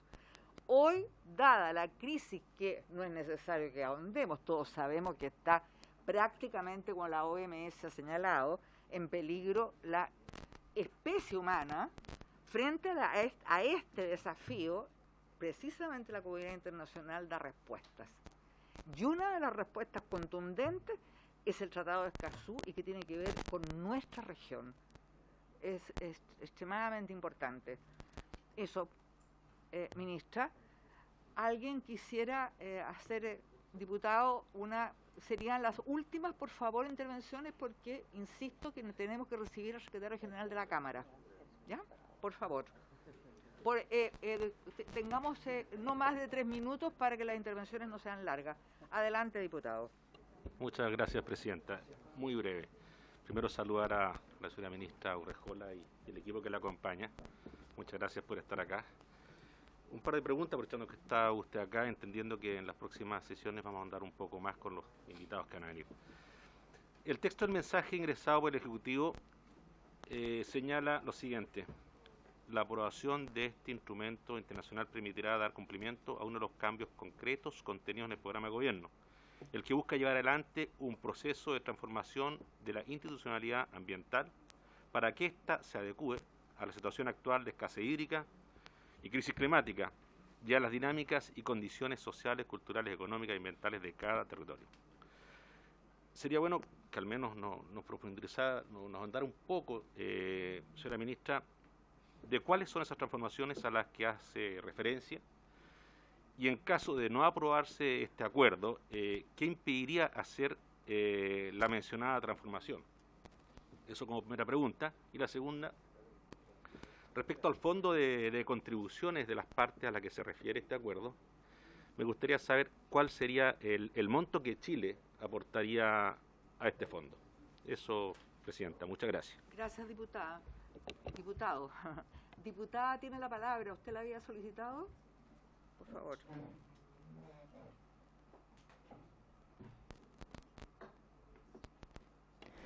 Muchas gracias, presidenta.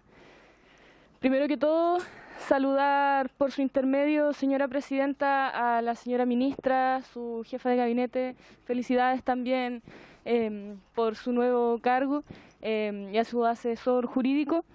Creo que este tipo de proyectos son aquellos que nos hacen progresar como país, cuando realmente nos interesa el cuidado de los bienes comunes, de nuestro medio ambiente, y que realmente podemos y debemos hacernos cargo de una crisis climática que avanza a pasos agigantados y que lamentablemente no tiene vuelta atrás.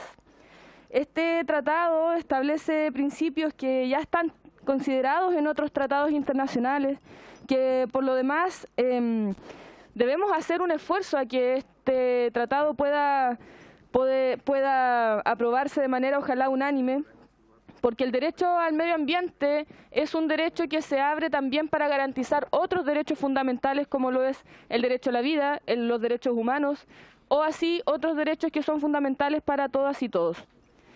Quiero, a través de esta intervención, señora ministra, a través de su por su intermedio, señora presidenta,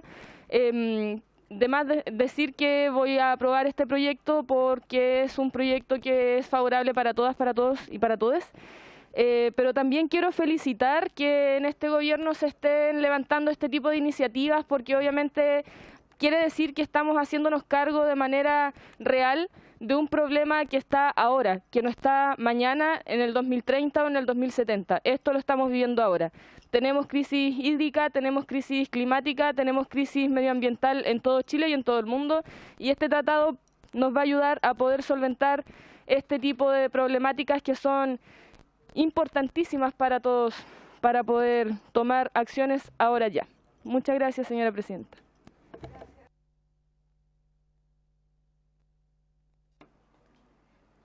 Dos diputados, el diputado Moreira y el diputado Jürgensen, han hecho consultas, ¿no es cierto? ¿A usted le parece poder responderlas ahora o prefiere enviarnos una minuta con las respuestas? Presidenta, lo que sea más fácil, no sé si están contra el tiempo, puedo responderlas ahora, le puedo mandar una minuta, lo que sea mejor para usted. A ver, yo muy rápido, si me permite, presidenta. Sí, muy rápido. Lo primero es quería aclararle al diputado González que el proyecto tiene suma urgencia, lo que da cuenta de la importancia que tiene para el Ejecutivo este proyecto, pero también, tal como han dicho varios diputados, queremos que esto sea una política de Estado y por lo tanto tenga el mayor acuerdo posible, y por eso entendemos que hay que darle el tiempo que requiere. Chile va a participar en la conferencia de Estados Partes como observador, el presidente de la República, yo como canciller y la ministra Maísa Rojas estamos invitados como observadores, por lo tanto eso no va a ser ningún problema. Quería aclarar ese tema. Sobre las declaraciones interpretativas, yo creo que precisamente ese era uno de los temas, porque sí, varios parlamentarios me lo han planteado, y en la mañana la Comisión de Relaciones Exteriores del Senado, que no era para hablar de Escazú, pero también me lo plantearon, y es un tema que el Ejecutivo está abierto a discutir a medida que vayamos viendo el debate, si eso ayuda a avanzar en la aprobación del mismo. Sobre las dudas del diputado Moreira, si no quieren ir al comité, lo primero es señalar que la conferencia de Estados Partes y el comité son parte intrínseca del acuerdo de Escazú. Por lo tanto, desde el momento en que uno ratifica el tratado, uno se hace parte también de los mecanismos que tiene ese tratado. Como principio de buena fe, yo estoy obligado a hacer uso de esos mecanismos. Ahora, ¿qué pasa si ante una controversia el comité me dice tal cosa y yo no quiero cumplir? Ese es un problema que tenemos en general con los tratados de derechos humanos, que hacen recomendaciones, la propia Comisión Interamericana hace recomendaciones, Y el principio de buena fe es que uno ratifica los tratados para cumplirlos, pero ahí no existe una policía internacional que pueda llevar preso a un Estado cuando no cumple, y eso pasa con muchos tratados. Pero eso es un poco el tema.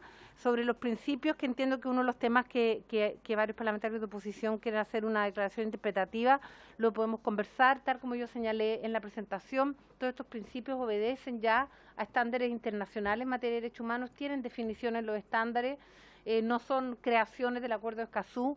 Podemos mandarles una minuta y lo podemos seguir conversando, toda la apertura respecto de aquello.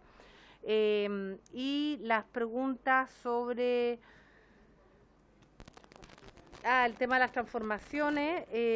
Bueno, uno de los temas, diputado, es precisamente, y desde mi perspectiva, el elemento central, donde no existe nada de institucionalidad, es sobre los defensores ambientales. Ahí yo he conversado con la ministra de Justicia y la ministra Maiza Rojas de una vez que tengamos el acuerdo, hacer una mesa para ver una institucionalidad.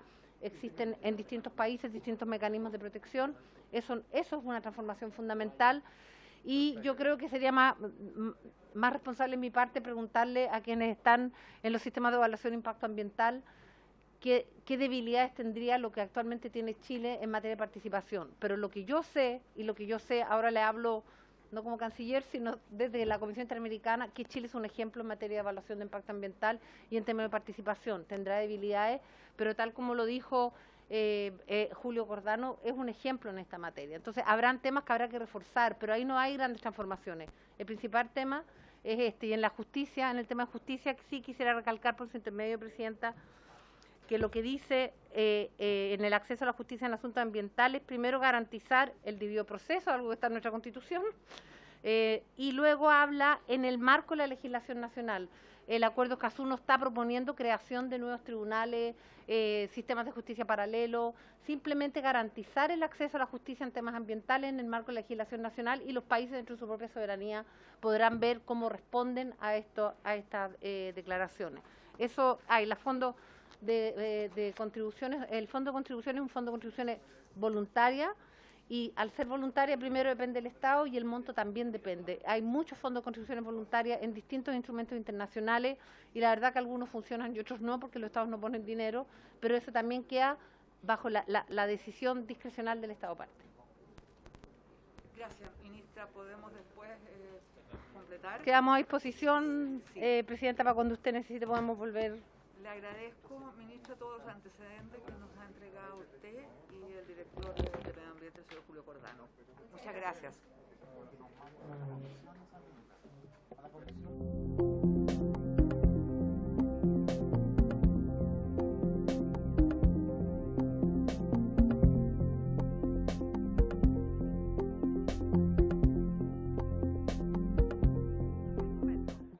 Por favor, diputadas, diputados, antes de un breve espacio que vamos a dejar para entregarle a quien fuera nuestro presidente de esta comisión durante muchos periodos, el diputado Naranja, su campana, la que le corresponde como presidente de esta comisión, yo quisiera señalarles que es suma urgencia. Tenemos 8 días, Escazú, que puedan a la Secretaría ustedes enviarle posibilidades de audiencia a quienes quisieran escuchar, pero solo tenemos el próximo martes. Ese mismo día, dado que tenemos 8 días por la urgencia, vamos a tener que votar, pero para que ustedes le hagan llegar a la Secretaría a quienes... el próximo martes. ¿El próximo martes? Sí, tenemos 8 días. Yo les quisiera decir que yo voy a sugerir invitar al relator para los defensores y defensoras de derechos humanos de la Comisión Interamericana, que es Joel Hernández, para que nos informe sobre ese punto. Y dependiendo cuántas son las personas, creo que sería interesante invitar a la secretaria ejecutiva de la CEPAL, porque la CEPAL tiene la secretaría de la... Claro. Asumió un señor. No es Alicia Bárcena. No, porque ya se fue. Ah, ya. La despidieron hace poco. Ya, entonces a quien sea el secretario ejecutivo, darles un tiempo, además acotado de intervención, para que nos informe cómo es la secretaria, que es la separa la secretaría. Claro. Quería informarles eso antes de que le hagamos entrega, por favor, secretario, de la campana al diputado Naranjo. ¿Ah? ¿Se la entrego yo y se la entrego? Sí, yo se la entrego.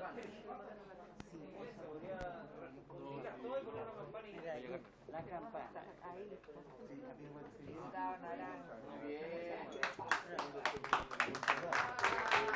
Varios pedidos que fueron.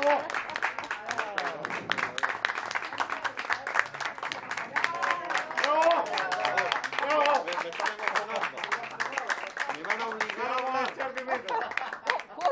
Me van a obligar a hablar. Fíjense ustedes que en esta comisión me eligieron por un día. Y en el discurso de agradecimiento me quedé 3 años. Estuve hablando. ¿Te apoyamos? Ya, muy bien, muchas gracias. Muy bien, gracias a usted, diputado. Gracias a ustedes, muy bien, muchas gracias. Ah, quería sacar una foto, Jaime. Más campanazo, eso. Muy bien, muchas gracias. Está lista, ¿sabe? El Mercurio. Muchos recuerdos. Con doña Carmen. ¿Más todavía? Más. Chuta, que lenta la cámara. Es como el siglo XIX. Ya, gracias. Gracias, a ustedes. diputado. Lo van a dejar de sacristana. Sí. ¿Todas las campanas que tiene ahora? Todas. Es que es un presidente con campanilla. Eso, Bueno, la minuta, ¿ah?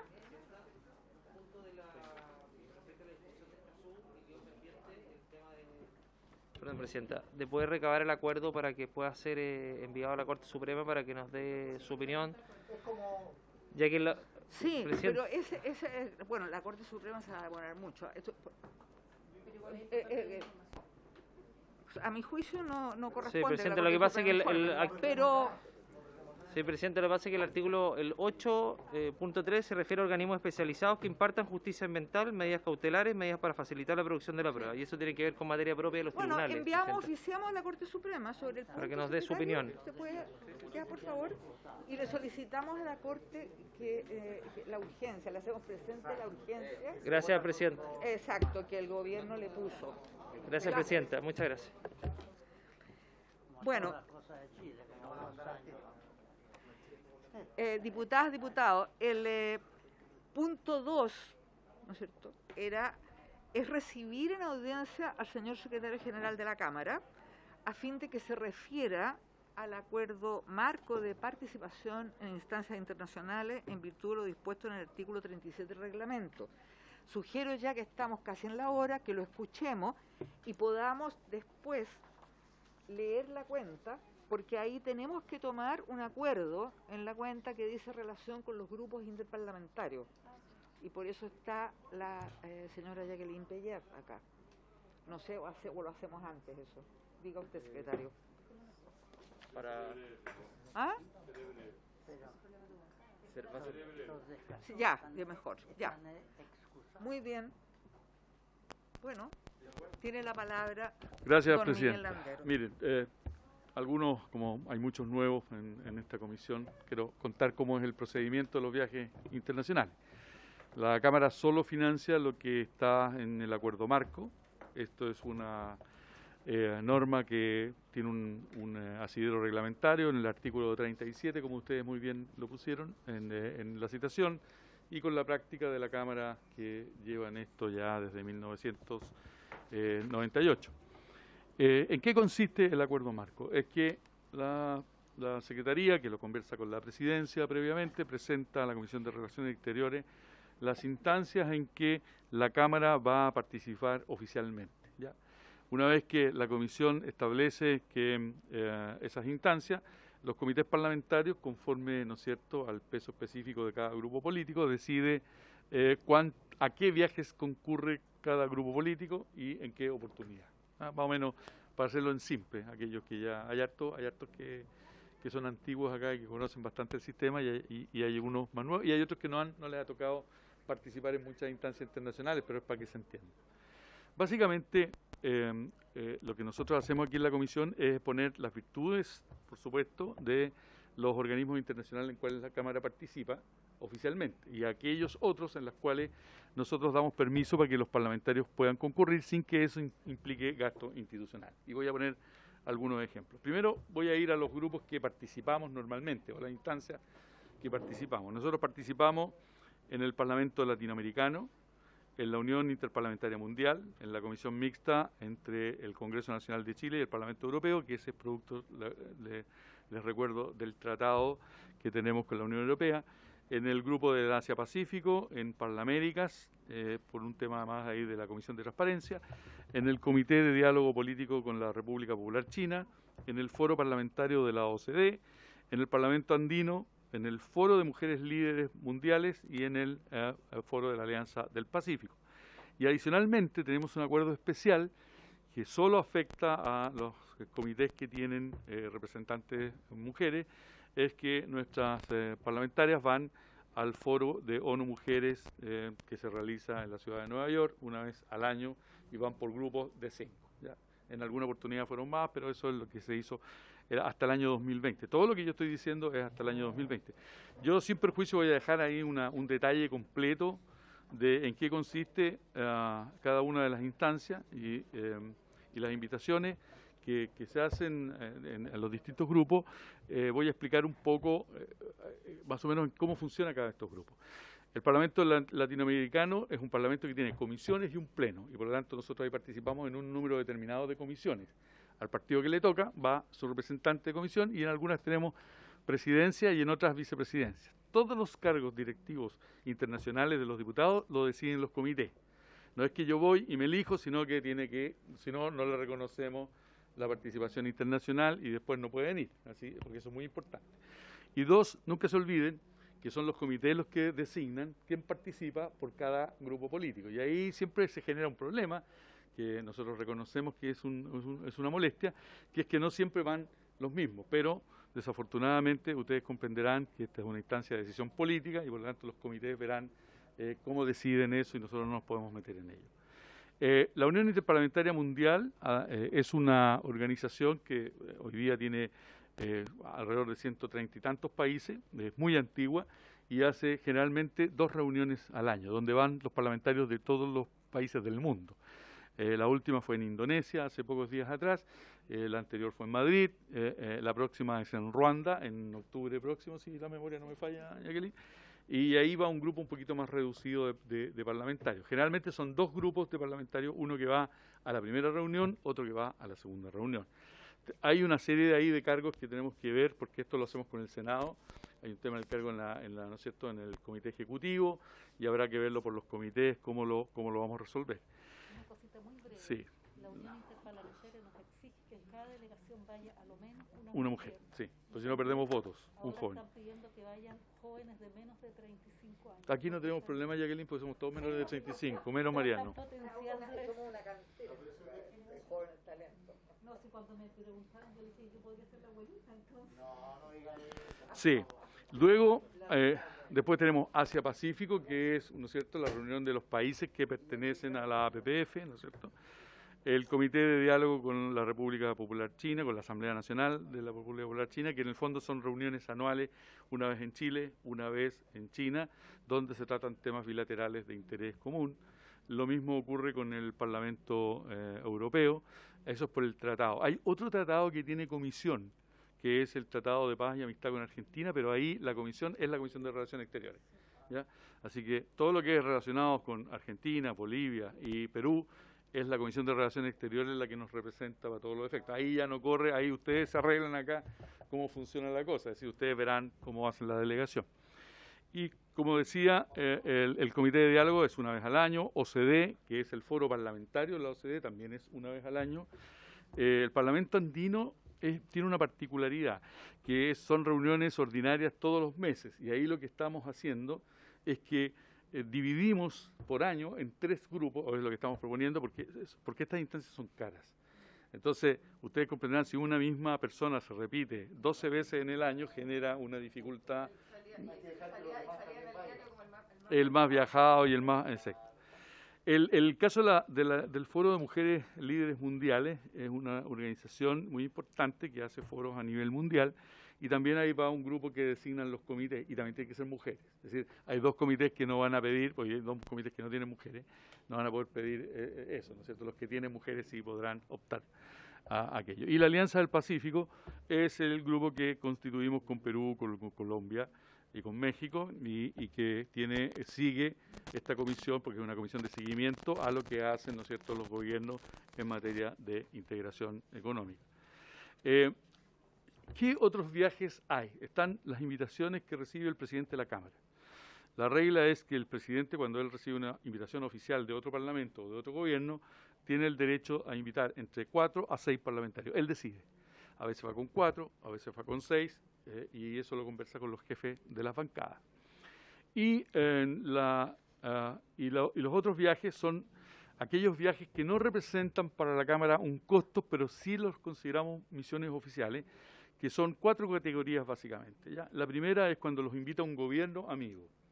Un gobierno amigo son gobiernos que nosotros tenemos, ¿no es cierto?, relaciones formales.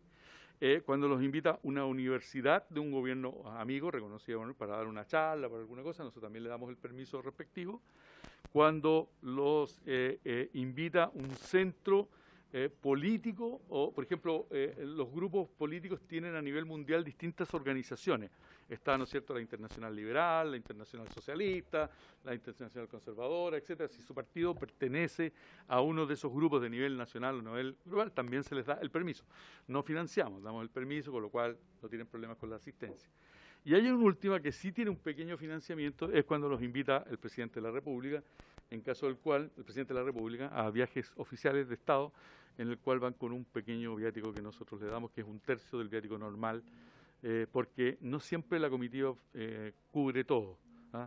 Muchas veces les cubre el hotel y algunos bueno, los que han viajado con algún presidente saben que no es muy cómodo el viaje porque el avión es bien malito. Eso básicamente hay que decir. No voy a decir reguleque porque después... no. Básicamente, en el documento que les voy a dejar para que ustedes lo vean y lo puedan considerar en la próxima reunión, está un detalle de todos los viajes, de cada uno de los que hay, más o menos. Los costos no se los paso porque no tiene mucho sentido, porque además estarían desfasados 2 años. Les recuerdo que los viajes internacionales estuvieron suspendidos todo el 2020 y todo el 2021, y solo hicimos algunos viajes muy particulares que estábamos obligados a hacer por cuestiones muy necesarias, y en lo demás no lo hicimos. Una vez que ustedes aprueben las instancias, por supuesto, en la próxima sesión conversaremos de todas aquellas que a ustedes les interese tener mayores antecedentes, y esta comisión apruebe las instancias. Nosotros vamos a los comités parlamentarios, donde ya viene la discusión quién va a quién. Eso, señora presidenta, en línea general.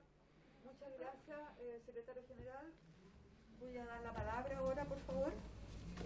Recuerden que tenemos que tomar acuerdos en la cuenta. Sí. ¿Ya? Entonces, por favor, diputada del Real. No, un minuto. Entregárselo, por cierto, a cada uno de los jefes de vuestras bancadas, quien a su vez entregará a los comités y decidirá lo que tienen que decidir. No, para un detalle.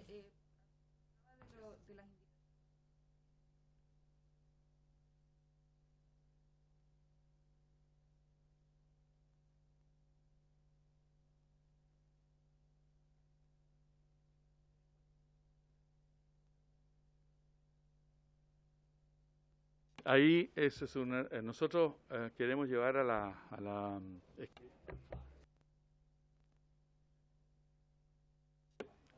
la Cámara no tiene financiamiento para eso, pero hay permisos absolutamente para eso. Ahora, creemos que hay ciertos países con los cuales, pero eso es un tema que nos gustaría conversar en otra oportunidad con la Comisión, porque primero queremos ver qué priorizamos en los comités para que ustedes nos digan. Hay países con los cuales nos interesa afianzar los lazos en los grupos de amistad, ya sean porque ellos nos visitan a nosotros o porque nosotros los visitamos a ellos. Voy a poner un ejemplo reciente. Vino la vicepresidenta de la Asamblea Nacional de Corea del Sur. Es un país con el cual nos interesa tener relaciones porque ellos en algunas materias muy específicas, educación, transporte, tienen modelos de salud, tienen modelos en los cuales sería bueno que pudiéramos nosotros conocer de primera fuente. y porque al recibirnos, inmediatamente, por razones de reciprocidad, se genera la posibilidad también que el grupo vaya. Eso tenemos que fijar una regla, porque no hay, porque si ustedes compran... Son... Cuando nosotros viajamos a principio de año a Israel, sí. como que yo no sabía si tenía permiso o no, pedí 5 de sueldo, pero Sí. había como distintas interpretaciones. Sí, lo que pasa es que el caso de Israel es bien particular porque Israel y Palestina no nos avisan que invitan. Entonces, como no nos avisan que invitan, y desafortunadamente dejamos en la casa la bolita de cristal, no podemos saber quién va y quién no va. ¿Ah? Entonces, en la medida que si se avisa por la embajada que hay esta invitación oficial, obviamente que opera y opera todo el régimen, pero si no se avisa, ustedes comprenderán que... sí. Como les llega directo, ustedes bien me sopla la Jacqueline, no sabemos. Y lo mismo pasa con la presidencia de la República, varias. Por ejemplo, no supimos que iba Erika en el viaje hasta que estuvo arriba del avión. Sí. No, la Erika Ñenco. Lo digo porque estaba acá, pero también me pasó con la diputada Fríe. Porque el Ministerio de Relaciones Exteriores cree que existen los diputados, pero la Cámara no, y se le olvida que los diputados para salir del país necesitan permiso. Entonces, esto lo hemos tenido con todos los gobiernos, no es un tema de ahora. Yo estoy aburrido de decirle a las subsecretarias y a los ministros, oye, acuérdense de avisarnos para que nosotros podamos tomar las medidas. No es que condicionemos quién va o quién no va, sino que para cumplir... Sí, obvio.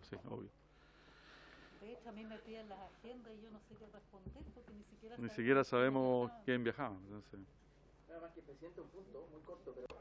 Cuando se establece por los comités la categoría de viaje oficial, ese diputado ya no va solo en representación de sí mismo, va en representación de la Cámara. Entonces, por eso que es importante también ese estatus de... Claro, exactamente.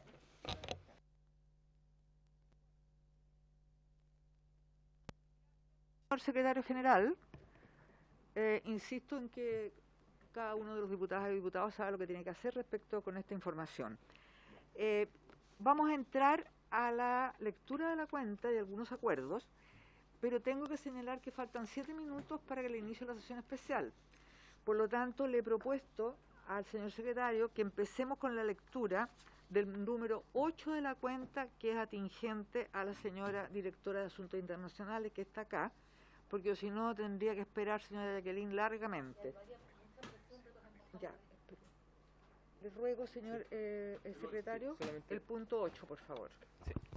Gracias, señora presidenta. Mire, se recibió un oficio de la directora de Asuntos Internacionales, señora Jacqueline Pellier, por medio de la cual solicita la creación de los siguientes grupos interparlamentarios: chileno-alemán, chileno-estadounidense, chileno-indio, chileno-marroquí, chileno-canadiense, chileno-ucraniano, chileno-coreano, chileno-israelí, chileno-italiano, chileno-croata, chileno-suizo, y también el chileno-ecuatoriano, chileno-dominicano, chileno-salvadoreño, chileno-austraco y chileno-palestino.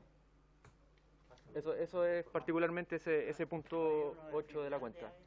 Entonces, ¿habría acuerdo para la creación? ¿Sí? Acordado.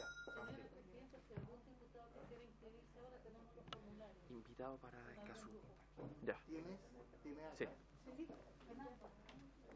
Para los acuerdos, para los grupos interparlamentarios. Ahora, si ¿qué hacemos quisieran. con el resto de la cuenta? ¿Qué? ¿Qué hacemos con el resto de la cuenta? Empecemos a leer. ¿Como la formalidad? No, sí. Me demoro 3 minutos. Ya. Ya. Por favor, vamos a seguir con la lectura de la cuenta para que no perdamos el tiempo. Muchas gracias, señor secretario. Bueno, muy bien, muy agradecida. Ya. Bueno, vamos a seguir con la lectura de la cuenta, lo que avancemos. Ya. Mensaje, se ha recibido, Presidenta, mensaje de Su Excelencia el Presidente de la República. Perdón. Señora Presidenta, se ha recibido un mensaje de Su Excelencia el Presidente de la República, por el cual da inicio a la tramitación del proyecto de acuerdo que aprueba el Acuerdo Regional sobre el acceso a la información, la participación pública y el acceso a la justicia en asuntos ambientales en América Latina y el Caribe, y su anexo 1 adoptado en Escazú, República de Costa Rica, el 4 de marzo del 2018. Mensaje del expresidente de la República, señor Sebastián Piñera, por el cual da inicio a la tramitación del proyecto de acuerdo que aprueba el acuerdo de sede entre el Gobierno de la República de Chile y la Oficina del Alto Comisionado de Naciones Unidas para los refugiados, suscrito en Santiago, República de Chile, el 1 de octubre del año 2021. También, señora Presidenta, un mensaje del expresidente de la República, señor Sebastián Piñera, por el cual da inicio a la tramitación del proyecto de acuerdo que aprueba el acuerdo marco sobre el establecimiento de la Alianza Solar, hecho en Marrakech, Marruecos, el 15 de noviembre del año 2016, y su enmienda adoptada por resolución de la primera Asamblea de la Alianza Solar Internacional, celebrada el 3 de octubre del 2018, en Nueva Delhi, República de la India. Un oficio de su excelencia el presidente de la República, mediante el cual hace presente la urgencia calificada de suma para el despacho del proyecto del denominado Acuerdo de Escazú. Oficio del señor secretario general de la Corporación, por medio del cual comunica que la diputada señora Consuelo Veloso será reemplazada de forma permanente por la diputada señora Erika Ñanco en la Comisión de Relaciones Exteriores. Carta de las diputadas señoras Catalina del Real, Francesca Muñoz y Sofía Cid, por medio de la cual solicitan se invite a la señora ministra de Relaciones Exteriores para que entregue antecedentes acerca de las consideraciones que se tuvieron para la designación de los agentes diplomáticos que representarán a nuestro país ante estados y organismos multilaterales. Asimismo, les parece conveniente extender invitación a la Asociación de Diplomáticos de Carrera para que entreguen su parecer sobre el particular. Nota del diputado señor Rubén Oyarzo, por medio de la cual solicita se informe desde la Cancillería cuáles son los criterios de asignación de los embajadores, cónsules y agregados respectivos en cada repartición diplomática nacional. Asimismo, solicita el listado e indicadores de resultados, más los perfiles de todos ellos con el respectivo currículum vitae. El punto 8 ya fue leído. Oficio del señor Renato Valdivia, director de Asuntos Parlamentarios subrogante, a través del cual informa sobre lo planteado por nuestro embajador de Chile en Honduras, quien solicita la posibilidad de crear el Grupo Interparlamentario Chile-Honduras, considerando el aprecio e interés manifestado por los legisladores hondureños de fortalecer su vinculación con Chile. También una nota de la campaña ciudadana Escazú Ahora Chile, a través de la cual solicitan ser recibidos en audiencia para dar su impresión acerca del proyecto de acuerdo denominado Acuerdo de Escazú. Una nota del señor Gastón Sarmientos, presidente del Tribunal de Disciplina de la Asociación Nacional de Funcionarios del Ministerio de Relaciones Exteriores, mediante la cual manifiesta su interés en que en algún momento la Comisión pudiese sesionar y o visitar sus dependencias, esto dado al interés de los funcionarios de Cancillería, incluyendo los contratados en nuestras embajadas, misiones ante organismos internacionales y consulados de Chile en el exterior, y así puedan conocer de sus funciones y atribuciones. Y por último, me quedan dos. También, señora Presidenta, una nota del señor Marcos Sepúlveda, asesor de Asuntos Públicos de la Fundación Imagen Chile, a través de la cual solicitan formalmente la posibilidad de ser recibidos en audiencia para dar a conocer la estrategia de visibilización del país, especialmente de los diferentes territorios para el periodo 2022 y responder las dudas que consideren pertinentes de plantear. Y dos documentos, señora Presidenta, que fueron agregados posteriormente a la cuenta, que esto es una nota del diputado señor Vlado Mirosevic, que a fin de que se invite al embajador de Francia para el día martes 19 del presente mes, y un reemplazo temporal del diputado señor Enrique Aedo, que reemplazará al diputado Alberto Undurraga. Eso es todo a la cuenta, señora Presidenta. Gracias, secretario. Nos quedan 2 minutos para tomar acuerdos con alguna de las proposiciones. Diputada. Sí, en varios, Presidenta, que igual ahí dejé un espacio. Sí.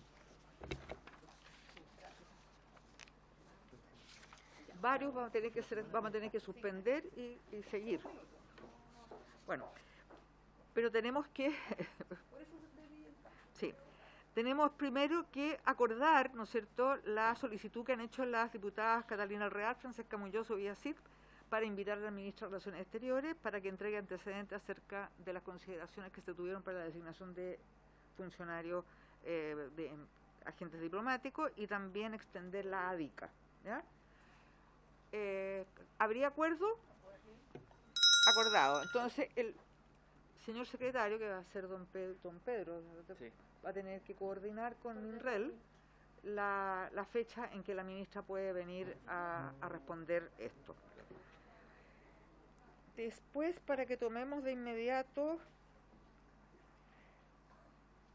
esta solicitud de audiencia Escazú Ahora Chile, es el señor Sebastián Benfeld, que fue el coordinador. El diputado Mirosevic, de hecho, me dio sus datos para que sí, lo invitemos podríamos, como propuesta. sí, lo podríamos invitar para la próxima audiencia, y siempre vamos a tener que dar un plazo de no más de 10 minutos al invitado, si no nos va a alcanzar.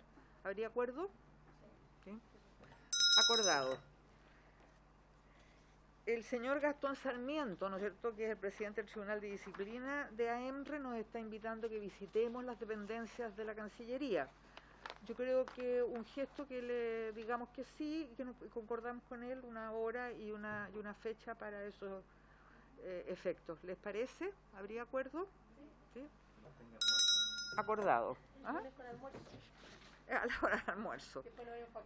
Y por último, el Asuntos Públicos de la Fundación Imagen de Chile, que es la encargada de visibilizar, digamos, las distintas regiones y sus atributos y características, nos está pidiendo también una audiencia. ¿Habría acuerdo para el momento que podamos, digamos? Cuando ¿ah? ¿Y el secretario? ¿Habría acuerdo? Presidenta, una consulta. ¿Imagen Chile de qué servicio depende o aparte recibe una función aparte? Yo la entiendo que es una fundación. Sí, es una fundación que recibe algunos emolumentos públicos, pero es una fundación privada. Bueno, ahora pasamos a puntos varios, lo que alcancemos. Diputada Muñoz, por favor. Ah, perdón. Tenemos que invitar al embajador de Francia. Secretario, de acuerdo a lo que nos pidió, él también me lo pidió a mí, ser recibido para un saludo protocolar que nos quiere dar. ¿Ah? Estaría acordado también. Para el martes 19 de abril lo propone el diputado Mirosevich, pero no alcanzaríamos por el no vamos a poder el 19, va a tener que ser a la vuelta de la semana digital. Sí. ¿Acordado? Ya, diputada Francesca Muñoz. Sí, gracias, presidenta. Yo quería referirme a un punto que quedó pendiente en la sesión pasada, que era que nosotros podamos aprobar un oficio, ¿cierto?, que emana de aquí de la Comisión de Relaciones Exteriores condenando la invasión de Rusia sobre Ucrania. Ese quedó pendiente en la primera sesión, entonces yo solicito a esta comisión enviar ese oficio, ¿cierto?, condenando la invasión. Tendría que enviar el texto. Pero ahí nosotros, no, que a veces nosotros lo redacta el secretario y emana desde la comisión, porque lo podemos aprobar entre todos. Sí, pero tenemos que leerlo primero. Sí, pero ahí lo puede redactar el secretario. Siempre que hay una propuesta de diputados, los diputados traen un texto. No, por lo general, ¿se acuerda usted, diputada? A veces lo redactábamos, él traía un modelo, nosotros lo adecuábamos. Claro, pero ¿cuál sería el marco? Sí, claro, porque condenar, ¿cierto?, la invasión de Rusia sobre Ucrania. Ese era los lineamientos y usted ahí después lo acomodamos. Un segundo, también en puntos varios es delicado cuando la ministra de Relaciones Exteriores habló de legítima aspiración de Bolivia sobre un tema que ya fue zanjado en La Haya. No, en puntos varios estoy diciendo que claro, quiero dejarlo consignado, que yo creo que es importante que no vuelva a emitir una frase como esa, porque finalmente pone a Chile en una posición compleja. Eso. Gracias.